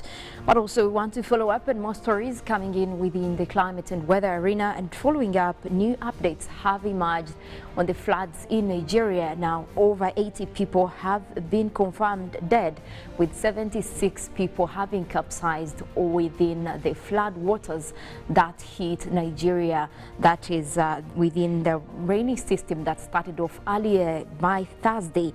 Now, so far, what we do know is that at least 76 people died from the boat that capsized. That is through Thursday into Friday, and that boat was carrying more than 80 people. That is within the southeastern state of the Anambra, and that was an event on Friday last week. Now, with more developments coming up with stories, especially now that we have rescue teams on ground trying to assess the aftermath. Now, it is believed that this flooding actually did start off with the heavy rains that were reported through the weekend as well. And as of yesterday, more reports are coming in showing the flooding that has been there. Now, according to the National Emergency Management Agency of Nigeria, they're saying that the flooding crisis is not alarming considering what they have been going through, but this is going beyond the numbers they were expecting, at least with extreme weather events. And they're saying that at least 300 people have been affected, and of course with over 300 as well being killed due to the floods in Nigeria for this year alone. And of course the catastrophe also arises from the fact that most of the rivers have had to burst their banks. That is also looking at rivers like Niger and explaining 3 of Nigeria's overfilled reservoirs that were expected to overflow also due to these rains. Now, the Anambra tragedy follows a devastating aftermath of a flood that swept through the swath of the neighboring north-central Kogi states. That was a week ago as well, leaving buildings submerged underwater. And of course, that water has had to rise to levels and these levels have not been seen in at least a decade, according to the Red Cross Society of Nigeria, and of course together with the National Emergency Management Agency. They're looking at more of this extreme, and of course also reports indicate that at least 6 people, including a toddler, were reported dead in the Kogi state, that is in the worst hit district, which is the Ibaji district, where the state governor has come out to say that the area is underwater and they're looking for more of government involvement. As of yesterday, there are more humanitarian organizations that are trying to really help out with the aftermath of this flood, but also Nigeria is bringing out statements of this being related to the climate crisis, looking at more of these extreme weather events happening, the frequency, the intensity at this point is being compared to the last amounts they have had within this decade, and they are saying this is the first of its kind, and of course looking at more that could be arising according to also the report that has come out from the Red Cross Society. They could be looking at more of these flooding events happening across the area, and of course now calling upon scientists to work together with the government to make sure that there are more strategic plans, especially when they're looking at more of these flooding events expected across Nigeria. This is not the first event to happen this year. We did see more flooding in Abuja, Nigeria, also earlier this year, and of course that also took over 30 people that were reported dead from those floods, and of course now the numbers are just getting up, and this goes to show how much they should be taking this serious, especially in terms of averting disasters and having strategic plans to make sure that people are evacuated when most of these services are provided in terms of forecasting these events, and of course provide early warning systems. Now, looking at what is also coming in from the World Meteorological Organization, yesterday they did release a state of energy report, and of course this is centered on the climate services and of course what the world should be doing right now in terms of looking at the climate state, especially now that we're talking about climate change. Now, the main message is climate change is putting energy security at risk globally, and of course within this the state of climate services when it comes to energy, the WMO, which is the World Meteorological Organization, is coming up to alert nations on their need to move and look at a swift transition from fossil fuels into renewable energy. And now they're also talking about countries being able to look at triple investments in renewable energy. We're talking more about, solar energy, hydroelectric power, and also use of wind energy that is 100% renewable. This is what we're talking about. And of course, what is also coming up is the World Meteorological Organization is looking at what is at stake. They're analyzing most of the extremes that have been happening related to the emissions within the environment. Now, since 2019, WMO has issued annual reports on the state of climate services in order to provide scientifically based information that is to support climate adaptation. Now, the 2022 edition is focusing more on the energy, the issue that is of great significance to communities, especially now that we're looking at what is affecting almost every economic sector. And we're moving to development, we're moving to most of these economic strategies. But where does that leave us in terms of moving swiftly to renewable energy? This is something that the world should be looking at. And of course, also the message that is coming in from the WMO Secretary General, he's saying that we need a complete transformation of global energy systems, and of course that has to do with nations also coming together, having scientific best information to make sure that even as we move towards this renewable energy, we're being careful to make sure that our economy is still sustainable, especially in the long run, as we look to curb emission of greenhouse gases. Now, the message is clear out there. At least we know that greenhouse gases have been exacerbated by development and energy sector with use of fossil fuels, but renewable energy will be and will contribute to a sustainable future. And of course, that is the solution that we're looking at. But with the report, you also look at more of what they're highlighting. Over 26% of the greenhouse gases in the atmosphere right now are linked to use of fossil fuels, which is why also the report is calling for more transformation into that, but also increased energy efficiency it should be at the heart of everyone worldwide. And of course, the transition to clean energy calls for investments within the water and climate services that do provide most of these climate related reports, and that will also go a long way into curbing vulnerability, especially when we're talking about climate extremes. Now, what has been happening is that most of the reports that come out are indicating the problem at hand. Now, what we do expect from these reports as they come out, is what are the solutions? What are the action points within the reports that come across? Now, the message is clear. They're talking renewable energy, but also you look at the transformation that we've had. And I think this is also something that has been coming across within our energy sector. We did see President Museveni also, emphasizing on our need to go with electric vehicles. And this was shown actually on the last Independence Day when they were showcasing some of the efforts that Uganda is putting across in terms of going with electric vehicles. They did showcase in developments from Kira Energy, from Kira Motors with the electric buses, but also the motorbikes that have come up. And Uganda is actually ready to export those. So it goes to show you how much countries are actually putting efforts in moving towards renewable, and that is something that we should be looking at in a long run. We even have more effective measures towards that. Now, we also want to take a look at what is happening across the country, and we will be looking at our satellites tapping in from UMISAT and see the cloud situation over the country. Looks like we started off with mostly cloudy weather that is across northwestern Uganda. And of course, you look at the Kyoga area, eastern Uganda, also starting off with quite some cloudy weather. We do have a little bit of rains that are starting to develop across parts of Arua and much of northwestern Uganda. That is where we've actually had continuous rains, and almost the last couple of days have been quite with rainy mornings across Arua and parts of the northwestern part of the country. Otherwise, the rest of the country is having mostly in terms of sunny and cloudy conditions. But we'll go ahead and take a look at the forecast that is coming in from the Uganda National Meteorological Authority. Also, it looks like we still have quite a sunny day in the forecast for northern Uganda and much of northeastern Uganda, with temperatures within the upper 20s. But starting off with the western part of Lake Victoria, Masaka, Kalisizo, Sembabule and Rakai, we're forecasting isolated rains. Those will be across several places, starting off with a cool 25 degrees centigrade. Southwestern Uganda, that is where we have Mbarara, Iva, Ndawushenyi and Rubirizi. We're forecasting intervals of sunny and cloudy conditions, also with quite a chilly morning at 25 degrees centigrade. We expect rains to develop over that area later in the evening. Now, Mount Elgon Highlands, we do expect those showers again. That will be also over a few places. We already have clouds in the area, and those will be bringing rains at quite a cool morning for you. That will be at 23 degrees centigrade.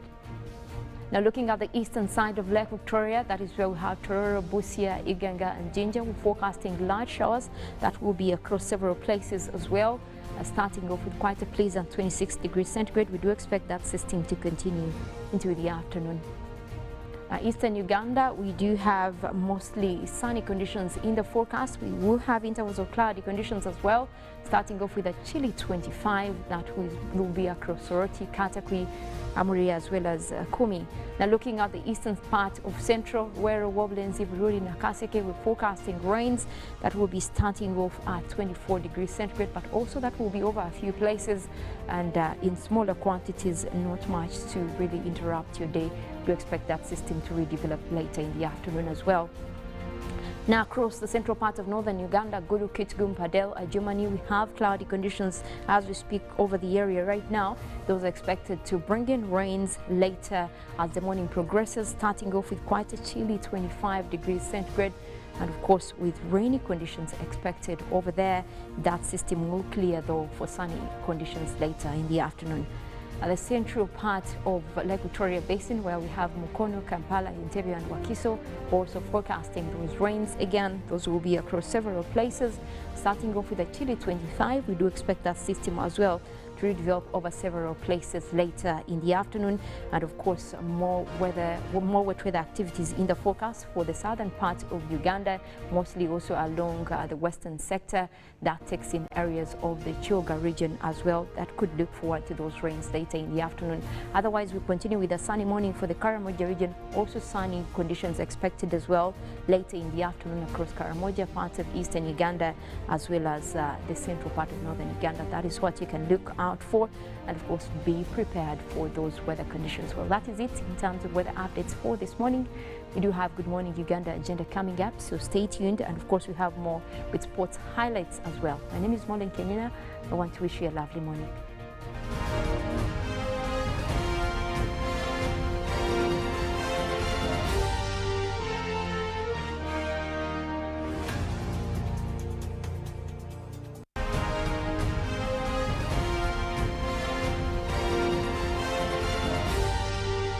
This is Good Morning Uganda. When you talk about our motherland Uganda, the pearl of Africa, you cannot fail to smile because of the smile that fills the faces of the citizens. Our nice good weather and nature that sustains us all, that enables us all to continue each in their own way because we are all different even according to each individual's work. But what joins us to become one person is the sweetness from the flavored drink Alleluia Jingati drink and Alleluia Tamarind drink. The flavor that quenches your thirst while at the same time treating and healing your body because it is 100% natural. Enjoy the drink that has got the tamarind juice in it. Made by Alleluia Reflexology, Healthy Solutions and Nutritional Research Center Limited. Get yourself a bottle of Alleluia from all shops around. Forget last season. Forget the oohs and ahs. Forget every moment that stole the show. Because the real show is here on GoTV. It's the new season. It's action-packed and it's going to be non-stop football. With over 1,000 games from more than 7 leagues and cup competitions plus a World Cup. Make sure you get the best seat in the house this new football season. Get a GoCoder with 1 month of GoTV value for only 25,000 Uganda shillings and enjoy non-stop football. GoTV Uganda. Love it. Peak of the day on UBC. You can only become a leader when there are problems. Behind the headlines. So what are we deliberating? Whether rats from another country can be, somebody must be there to hold everybody accountable. Every Wednesday at 10 p.m. First of all, we as elites of Uganda we have made Museveni the issue. I can tell Museveni is not the problem of Uganda. The problems of Uganda are much deeper. We can change the next 20 presidents and we'll still be this roundabout. Was brought to you by. Simply make a small deposit of 99k and pay the balance mpola. You can pay in daily, weekly or even monthly installments while you enjoy your new phone. So what are you doing today? Visit any MTN shop near you and get the MTN cupboard super easy.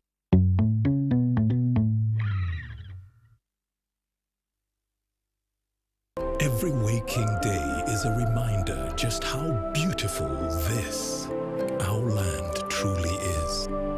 The kind of beauty that you can only find here, in the lush green all around us and the wondrous sights within.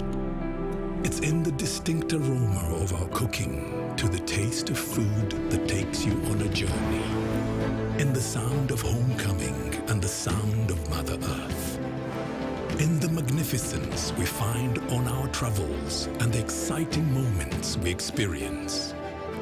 Ours is the kind of beauty that comes in all things big and small. All we have to do is awaken our senses and truly enjoy what's uniquely ours. Explore Uganda, the pearl of Africa.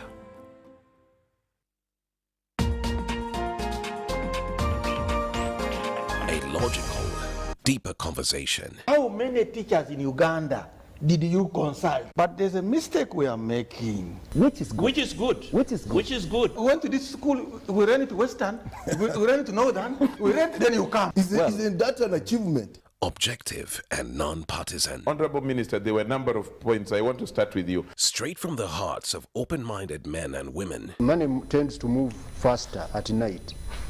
So when people are not counting, don't take it for granted. Candid and authentic. Because Uganda is not Thailand. That's not correct, and we should stop that kind of mentality. So what I'm saying is that's a trick question. Don't answer. I'm not getting into that. I'm not getting into that.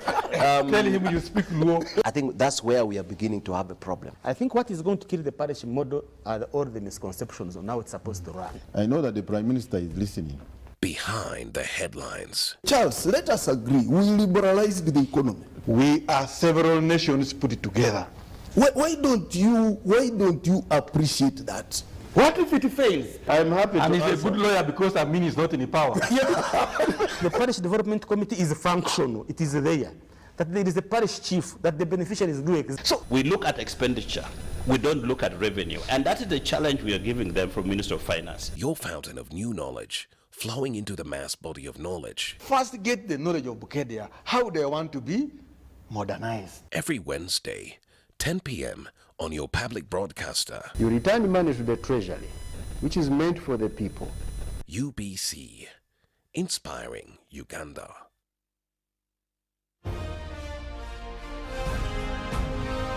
Live from Now Avenue in UBC Studios, this is Good Morning Uganda.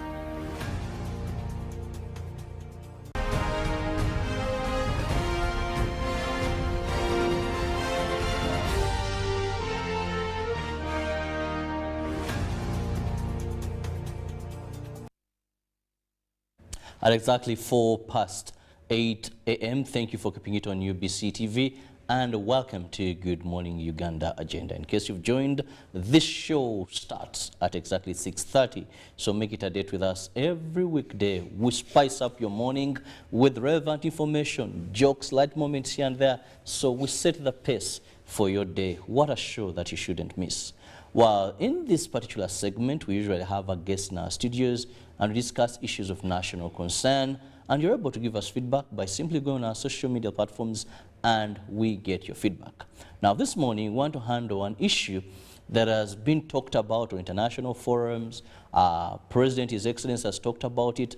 On Sunday, during Independence, so much was said about that, and that is the East Africa crude oil pipeline. Now, this morning, we want to see how the EACOP infrastructure can reduce the cost of carbon capture and storage in Uganda. Remember, those against are saying this is going to be a problem in terms of environment. Now, with me in studios, I have an engineer, petroleum engineer, a person who has done a lot of studies, but is also the executive director of Institute of Mining, Meteorology, and Petroleum Engineering, that is of Uganda.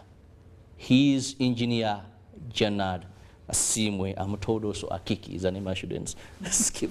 A lovely morning to you, Engineer. Morning, Kirabo, and good morning, Uganda. Good morning, my people who are watching this program, and good morning, the government of Uganda, and good morning, everyone. Now, Engineer, just to start with, when we talk about the East African oil crude pipeline, many people have looked at this as an opportunity. But of course, environmentalists have come up. We don't know if it's the truth is basically environment or they are behind political interference and all that. But they see this as a problem to environment and conservation. Here you are, for you, you're saying, no, this is an opportunity. Let's begin at that.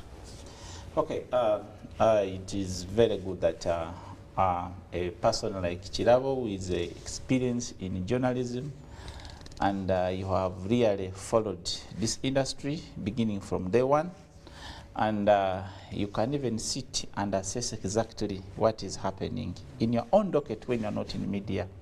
But I think it is clear to everyone that Africa is a developing continent, and Uganda particularly is a developing country, and unlucky enough, or what I can say unfortunately enough, since when we are young, we have been learning that there are developed countries, underdeveloped countries, and developing countries. But we have not learned about what will happen when a country is developing and what is not to happen when the country has developed. That is something which is being hidden. But the good thing is that there is nothing which can be hidden under a blanket. When it becomes hot, you have to uncover it. So it is today that we are talking about EACOP, and EACOP cannot stop. We are going to have it, but the solutions as we technocrats in the industry is what exactly is required. So I would think, in my own opinion and my view of understanding, whatever is around is expected, because oil and gas in many countries is a strategic mineral under carbon or fossils, where government policies act directly. That's why you see that many bills have been passed for this industry. So it means there have been under cabinet review, where from the first man of the country, the head of state, up to the last opinion person that is in the village there, where the oil wells are, has participated. So I would think it is a general concern. And if we know that countries which have gone through all this, one day the president of China said, China is known of rare earth metals, and the Middle East is known of oil and gas. I'm going to announce today on this platform of UBC that Uganda is both of those. Both rare earth metals and oil and gas. It means we comprise of Middle East and we comprise of China, meaning that the pressure upon our development as a country is not yet. It is still coming. That's the answer I can give you via that geopolitics stand around our industry. Now, briefly explain to us this idea of carbon capture, its utilization, and why and where we stand to benefit out of it. Okay, very good. There are people who have done chemistry, there are people who have done environment, and we also appreciate people totally who have done the social humanitarians. We have combined all these things to come up with a project. But particularly for environmentalists who are and chemists, industrial chemists, they can easily understand what I'm speaking about, the carbon capture, storage, and utilization industry. You see, these are the things which have been happening in developed countries and not in developing what? Countries. That's why my first statement is that we have been told there are countries which are developing, but we have not been told under what circumstances do they go through all that phase. So we are just beginning to go through, and I think this is the right time to speak about. When we talk about the carbon capture, you can look at emissions which are coming out of our own vehicles. I'm not going to be scientific so much today, like in my articles I normally write. I'm going to be simple because I'm the national media where my grandmother may be watching, where my friends may be watching, and someone who is not so much a scientist. But I'm going to use a simple language everyone to understand. If you have the vehicles on road, they emit carbon dioxide, that is CO2. And the excess of that, if it is not captured, it can result into destruction of the ozone layer. The ozone layer, it is a layer above us which captures those radiations of bigger wavelengths. Maybe someone can easily say that there are radiations which come from the sun which are not good for our bodies. They can easily enter you and cause what you call mutations in your body. And maybe they distort your body structure. You end up having funny children being born, etc. So whatever happens is that it is the reaction of carbon dioxide and that ozone layer. When they are reacting, they try to break it and leave some pores. Now those pores, they allow radiations to go through and reach onto us. That is the whole debate now which is around. That if we have the ECOP stand, we are going to have a lot of challenges, and we can easily have all those problems I'm talking about. But as I talk about the carbon capture, storage and utilization, it is an intersection of two things. You are going to preserve the environment. At the same time, you can use this chemical to produce other things, because nothing is bad when it is collected. Even the stagnant water, which you call bad, if you collect it very well and mix a few things, you can form fertilizers. But for you, if you leave it to go, you call it stagnant. That's why we are looking, instead of making a lot of political noise, that is over ECOP, where everyone is talking about ECOP should start, ECOP should be there. No, we need to get all our minds, with all people with knowledge. Uganda has educated people, has experts, and then we look at how can we reduce the carbon dioxide in air. You cannot take it, all of it. As much as in writings we shall say zero emissions, they will always be there. But there are those ones which are below minimum, which can be allowed in what? In air. Now, you talked about developed countries, developing countries. What has the West done? Because we know oil and gas is not new in the world. We have countries that have gone into oil exploration. They have had these pipes. Ours could be a bit different because it is heated, maybe the distance and all that. What have they done? Okay, I'm going to really be specific, because if you look at the studies and if you have visited the many countries over this oil and gas, I'm very sure that our people who have been heading this industry, they have done the feasibility study and they have moved in many countries. But I'm not pretty sure that if they did on what I'm talking about today, on the carbon capture, utilization, okay, and storage, I think they have not done much of it, of which I would see that in some other countries, like UK, it has already laid a very big budget for the carbon capture. We see Norwegian, it is already happening. Maybe in Africa, like Angola, it has already done some work, and even they have already captured around 84,000 tons of carbon dioxide underground. You see, when you have this infrastructure coming, like the pipeline, it has a lot of infrastructure. Those infrastructure can also be used for carbon dioxide capture, storage, and utilization. But I see that Uganda or East Africa, I don't want to use Uganda because this is an East African project. East Africa had not put much emphasis on capturing. But I want to thank the National Forest ETC. They have really been preparing to plant forest. Although I'm requesting those ones who are planting forest, if I'm making forest, don't make them for business. Because they plant forests, tomorrow you find when they have cut them. That's not, you are doing business, you are not doing anything with the environment. But I would think that Uganda was preparing already this situation. That's why you saw that they have been giving free hills, free lands for forest. In secrecy, I would say that they were doing something that they are preparing for the worst if it comes. But that one alone, forests alone, even though you brought the whole Africa, and you plant into forest, it cannot capture the whole carbon dioxide of this world. It will not. And I'm imagining the Anolex, there is no building of UBC, there is no home of mine, there is nothing but it's only forest. It can maximum capture around 1,558 gigatons of carbon dioxide, meaning that we cannot say that planting forest is going to solve this problem. Planting forest, it will try to minimize where possible it can. But since we have great industrialization, which is going to happen in these developing countries like what called East Africa, Uganda, we cannot say that we are going to keep saying plant trees, plant trees, plant trees.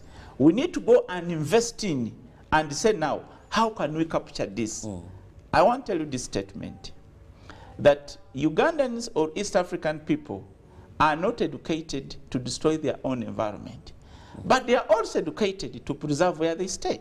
So I would think that leaving the players of geopolitics outside, we would look at even Ugandan politicians should answer very well their colleagues somewhere who are putting it right that East Africa are not minding about its people. I'm an East African, and I'm a person who loves my country, who love it so much that at least every day I read about how to preserve my country and remain beautiful. Because if you don't have a beautiful country, you'll end up running away from your own place. I would think that East Africa is already having plans, but can everyone allow to hear us what we are planning, because it is already on the table. Now, what is our capacity in terms of underground carbon capture as East Africa in countries? Because yes, you've talked about developed countries and those that do it. You've given us the danger of excessive carbon. If it affects the ozone layer, what that can mean to us. So what are we doing? Do you have the capacity? Do you have the knowledge? Do you have the technical science or knowledge required to do that? Okay, that's a very good, wonderful question from Kirabo, the capacity. If I look at the onshore alone, we can capture around 84% onshore. And offshore, you can go around 14%. That is of the carbon dioxide being produced. But now, if I look at agencies, we are not using these agencies, like the Directorate of Geological Survey and Mines. These people have already good data for the geological stratas, where that they are having knowledge. They are having knowledge, but maybe the knowledge has not been utilized so far. That They can tell you the data, they can give you data that these are the places where we can store our carbon dioxide. But I want to assure you that East Africa, with its member of states, we have enough capacity and enough sites to store carbon dioxide, which we can result as our industrialization takes place. Maybe, Chira, what I want you to know, and you who is watching me, you may be in the sitting room watching me, that let us not focus so much on ECOP. ECOP is not the only project which emits carbon dioxide. It is like we are shouting on ECOP, but there are other industries which are emitting even more carbon dioxide than even ECOP. Remember, this is a pipeline which is hidden in situ, and every study has been done. But there are some industries which have been established on a limited study, and they are busy hiding under ECOP. They don't want to show up. Then to we scientists who see things between the lines, not within the line, we already know that after ECOP, if it has been fought, there will be someone coming and saying, no, the iron and steel shouldn't take place in Uganda because the heat is going to be the furnace, etc. Tomorrow they will say the rare earth metals, why are we here? Then where? Because you said Uganda, we are rich. Where? Yes, we are rich. We have with the rare minerals. Yes. We have the oil and gas. So for us, we are not going to allow this kind of discussion where you say that stop. With anything, when you get a challenge, I want to assure you, you innovate. And you cannot innovate when you don't have a challenge. If a challenge is coming that we have the longest pipeline, as is said, but me, I'll say it is not the longest. Because in my articles I've been writing, you have seen where the longest pipes are. But East Africa, coming out as a state, I want to also talk this one from, let me quote my president, Museveni. He was talking about United States. They created a market.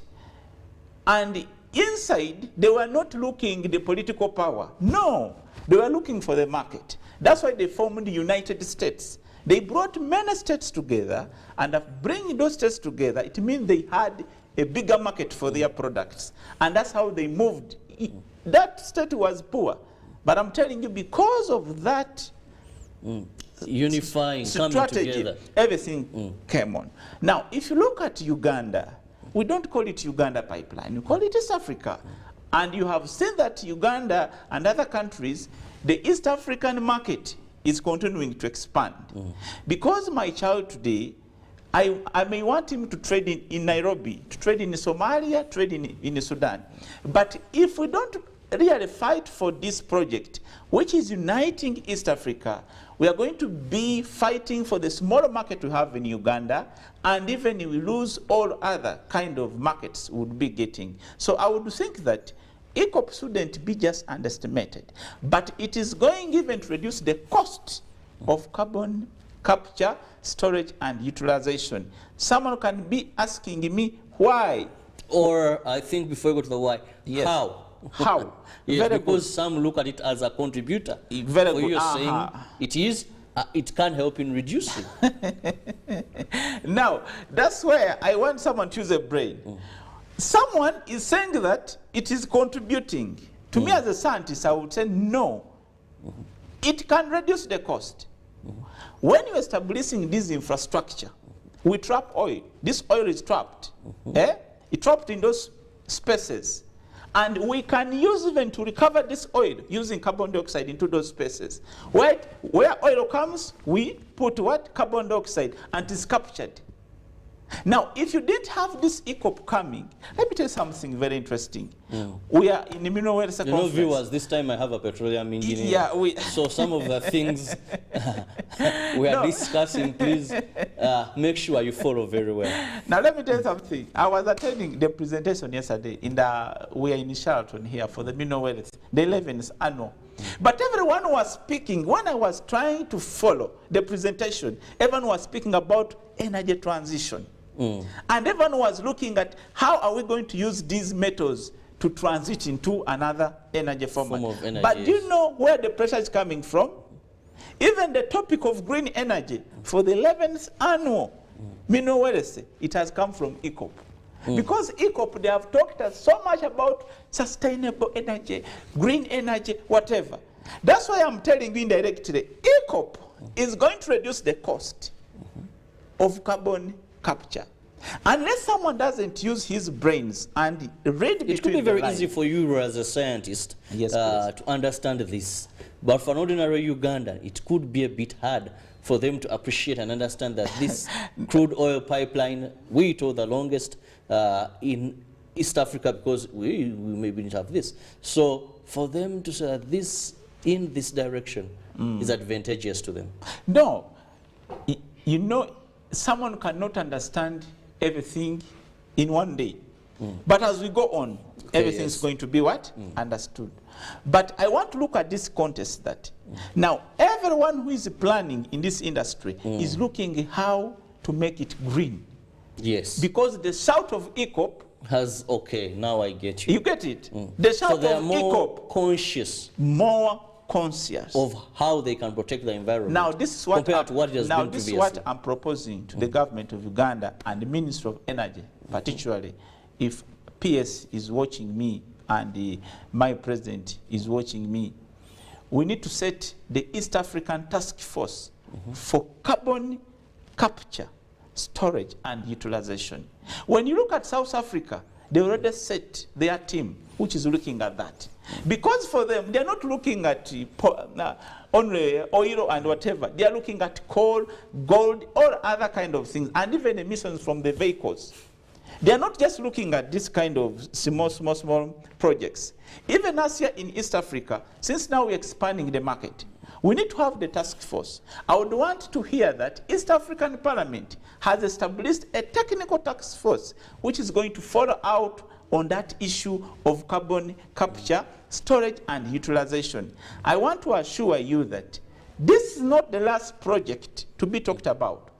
If ECOP has come up and we have not innovated, but we have gone by the rumors, we have gone by someone say, the house is leaking, then you bring a basin and put there so that water can go in the basin, then you go and say, wow, now you see the water was leaking, now I have sort of, that's not a solution. You have made it for smaller time, the basin will fill up, and after the basin filling up, the water will pour into your house. The only thing is to seal the house, and then you sit and say comfortable. Now, we are not going to say that stopping ECOP is going to help us to reduce carbon dioxide emissions. Even though it is not the pipeline, there are other industries which are emitting this carbon dioxide. And the only way is to invest and innovate and ensure that we have promoted the carbon capture, storage and utilization. I want to assure you, USA has invested $1 billion in this project. Norwegian, they have already, because for them they have the oil and gas. South Africa has already done. I've told you Angola is already capturing in Africa. Because Africa has not been looking at that, even when you're in the aircraft up, you normally look down when you are somehow green. But you cannot stop the development. The development is going to continue. Engineer, this brings me to ask, you've talked about how we can capture. Now, utilization. We see Uganda, day by day, we are moving so much in industrialization. Yes. And one of the things now that we know these industries emit a lot of carbon.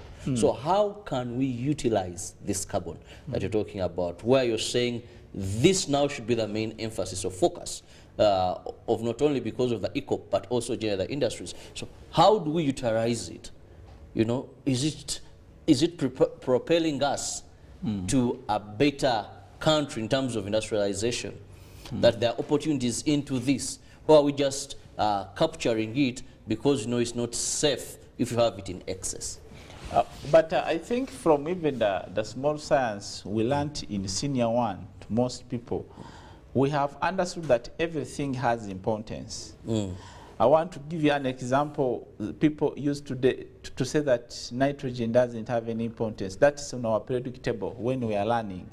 But nitrogen can be used now for space because someone has invented it and has added value in it. Even carbon dioxide, it is a very good substance.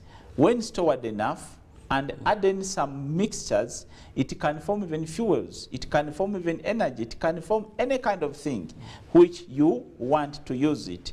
You can use it in any way. That one I can give you another show, and I tell you how carbon dioxide can become a useful product in the whole world, because other world, they have already begun using it. Because once you store something and you can control it, then finally you see its importance. But because right now we are going by one thing, that carbon dioxide is something not okay, and then everyone is worried about the ozone layer, I think we need just to focus on the solutions which are permanent and which are sustainable. And that's where I come and tell you, to those scientists, to those people who have joined the world on the carbon storage, here we are in East Africa, we are going also to set it. And I'm going to ensure that we meet many experts in it, many people who are interested in it, to have a sustainable solution, not just saying that EACOP is going to stop. Because me, I'm aware there are other industries, other projects which are going to come, which may be assessed more than the EACOP. But if you don't have a sustainable solution, we shall keep making noise every project that comes. Very interesting. You're still with us here on UBC TV. It is Good Morning Uganda Agenda, and I'm with Engineer Janad Asimwe, who's a petroleum engineer, as we are looking at how we can benefit from the carbon in the EACOP infrastructure. Many people were sounding alarms regarding climate. Others had political reasons for pushing for this not to exist. But on independence, His Excellency was very clear. That was last Sunday, when he said we have to move forward.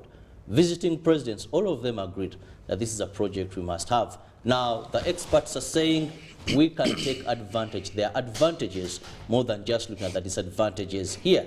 How do we organize ourselves? How do you have this infrastructure? How do we prioritize this? And Engineer says, but hey, look, all attention being on one thing, I think we have others that are contributing even more than what the EACOP can contribute. Now, Engineer, yes, please. We've seen that usually there is a mismatch between politics and science. Scientists, you can speak. Politicians can speak. I'll just give you just a brief. When I was listening to one of the politicians in this country, for him, the reasons he gave had nothing to do with environment. He said, if this money is coming in our country, they'll be used by the government in power to continue oppressing us. That was Robert Chagulanyi said. I'm responding to what the EU Parliament had proposed. For him, he wasn't anywhere to do. But I also know you're a politician, or you're a leader. Let's also look at this angle as we push for this project to commence. How do we bring the politicians to understand economic benefits and also appreciate that there's science that you can work around? No, you see, things when they're viewed under political situation, many people look at them in 2D. That is 2-dimension. That's why every politician will tell you is bright, and the agenda is pushing is right. But whoever pushes the agenda is looking at his own docket. Because I don't see why you have good roads today, and you can move and demonstrate around the country when you're on tarmac. And then you say that the money which is coming in is going to oppress the country. I don't see where an old woman I'm seeing in Bulisa who was walking on a road which is totally destroyed. The children could not even manage to go to school on totally destroyed roads. There was no logistics for people there because all roads were poor. Now people are doing their businesses. I don't understand how they are being oppressed by that. I am seeing other projects which have come on. People are already earning. I know people who are earning, who have been home for years. I don't know how they are being oppressed by earning. Maybe unless you view it in your own top docket, which I try to say that some people, they use mass to explain. But when they sit in their own rooms, they have their agenda. I don't want to comment so much about that. Because me, someone can say I'm a politician, but I'm an advanced politician who doesn't see things the way other people want to look at them. even though it's not President Museveni bringing in this oil and gas, there will be another person who will come and who will have this money. And I don't know how he's going to use it also. Today you may say an old man is very bad, but tomorrow there may come someone whom we may think is better and also taps from these resources. What if I said these resources are in your hands? Are you going to use them also in the right way? So me, I would say that the resources that don't belong to any person as the president, they don't belong to any politician, they belong to the people. Because if someone is arguing on a point of understanding, one day you asked me that one former contestant for president, that was the carburetor, he said that oil is moving out, is moving out. Then I don't know why today the European is saying that don't put the pipeline to take oil, yet the oil moved away. But you see politics, people talk, but they don't come to read, to say now, what I said last time was bad. But me, I would tell you that in any country to develop, you need to have major resources. When I was in the Middle East, I used to move on streets, and I would do it intentionally. I would just walk on the streets. Those people, they wake up late. They have a small population, about 2.5 million people. On the street, I wouldn't see anyone. I would ask, how do these people survive? But when I interacted with one sheikh on Sheikh Shahid Street, told me, here we have revenues from oil and gas. And people here are planned even when they are just born like this. Because oil and gas is what? Is in the region. I have told you Uganda is China and the Middle East. Because Uganda has rare earth metals over 550 million tonnages of rare earth metals. Even what we are using right now in these phones, those are rare earth metals. We are blessed untapped. We are blessed to have also oil and gas. It means we have the China here and we have the Middle East. But what I would say politicians, what they would do, since they can reach every place they want, let them look for sustainable solutions. Because when you fight your own child in the house, tomorrow he may be the one to finish you because you refuse to prepare the future of that child. Can we prepare the future of the country than looking at our own ambitions, our own docket, what we need, our own families we need? There is a family down there which is just praying that the oil and the gas does not stop. I communicate with many people who have formed local companies. They have got loans, I'm telling you. They have got loans. They have established things. If ECOP came to stop, I don't know how many Ugandans are going to go to prisons. I don't know how many people who gave up their lands for agriculture and they hoped to build some good guest houses around the area that they will fetch from oil and gas. And then someone comes and says, let the oil and gas stop. You don't know a woman who had 10 acres and gave up the land for oil and gas. They gave him money, built a guest house, and that guest house is being slept by these workers for the oil and gas. Tomorrow they say the oil and gas has stopped. I don't know who is going to be oppressed more. You who is going to the aircraft and move in any country you want, or someone in the village Now behind? Also, many Ugandans, we are told by experts that we can only have this for about 25 years. Okay. We could enjoy, but later we may not have no more oil. Okay. Now, how do we ensure that even after this exploration, we maintain, or we are not saying we've gotten the money, but now we are reaping from the dangers of having gotten into this project? Yesterday, but one, I wrote an article of Kilembe mines, the history of the Kilembe mine, how it revived the Rwenzori people, and how it contributed to the GDP of the country until 1969, when everything stopped. We are looking at how to revive it. I want to assure you that in Uganda, everyone knew that the oil and the gas would be done per now. Now it is more than 40 years being used. I wouldn't want to explain so much science here, that wherever you are planning, you are given a minimum. but this oil and gas, even your grandchild may live in it. I want to tell you. I want just to give you an example. Since 2013, you have been doing exploration in the first blocks, which was done. I never knew that by 2020, oil and gas will be almost done. But up to now, we are still under the upstream.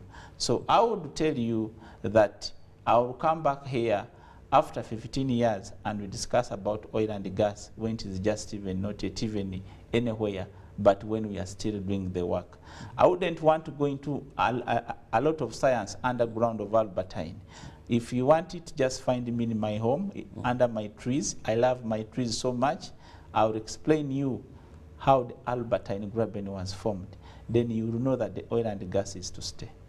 Well, so much we are learning this morning, but of course, more is we've started.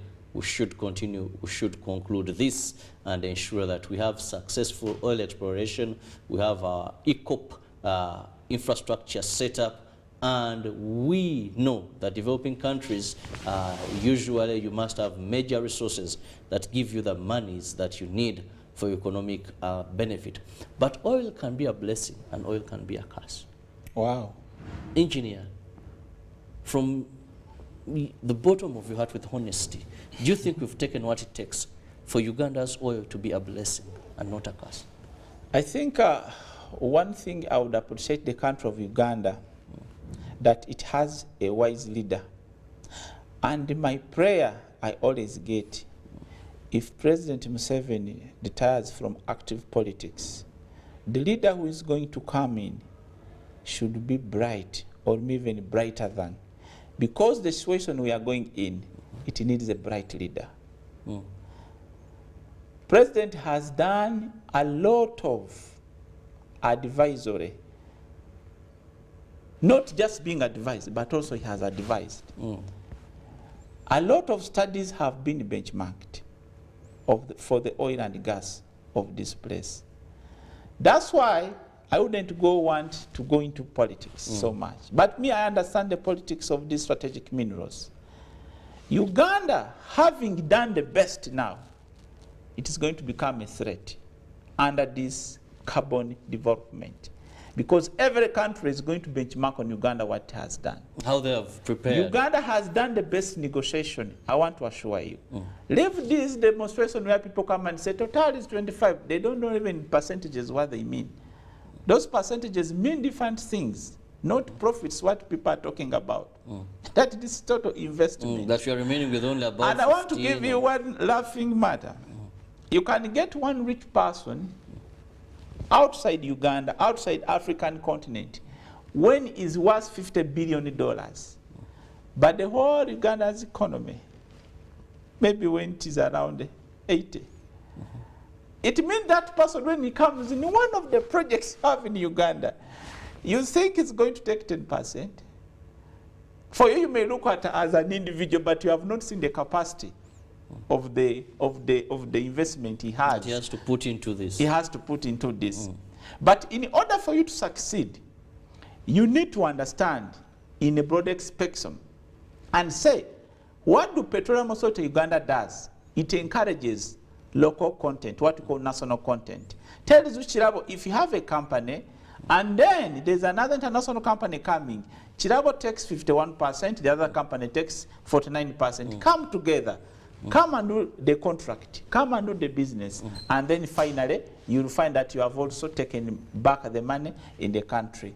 I would say that the studies have been done, and the curse, what other people get, those Dutch diseases, the ministries are doing much ground work on ground to ensure that oil is just a blessing to this country other than a curse. Well, I'm told we have a live coverage where we want to take you there so that you better understand what is happening. Of course, we give you events as they unfold. Engineer, in a minute, your concluding remarks. Yes. So I want to first appreciate the government of Uganda, appreciate the media, more so the Uganda Broadcasting Service. The best I love, because when you listen its programs, you don't remain the same. And I want to appreciate the stakeholders who have continued to really go through this by educating and promoting sustainable mining and sustainable oil and gas exploration and future production. And I want to tell someone who is just in my area there of Hoima, Masindi, Bulisa, active areas, that the oil and gas is going to happen, and it's already happening. For us, we need to concentrate on the upstream and also devise the mechanism which are going to be sustainable, other than keeping most of our time answering things which are not sustainable. And I want to call about the government that I'm coming to your offices, I'm coming with this proposal of the carbon capture utilization, because it is the only sustainable way for us to complete all this. Otherwise, thank you for listening me and watching me. I'll be having a presentation today that is in Sheraton still, that is under our green energy, or our green industrialization using the critical minerals which we have in the country. Well, I want to thank you so much, Engineer Janad Asimwe, who happens to be the Executive Director of Institute of Mining, Metallurgical and Petroleum Engineers of Uganda. Thank you for your time, and of course for that elaborative, informative information regarding the eco infrastructure and how it can reduce the cost of carbon capture. I'll leave you with more programming, and I told you earlier, we have a live coverage. See you tomorrow.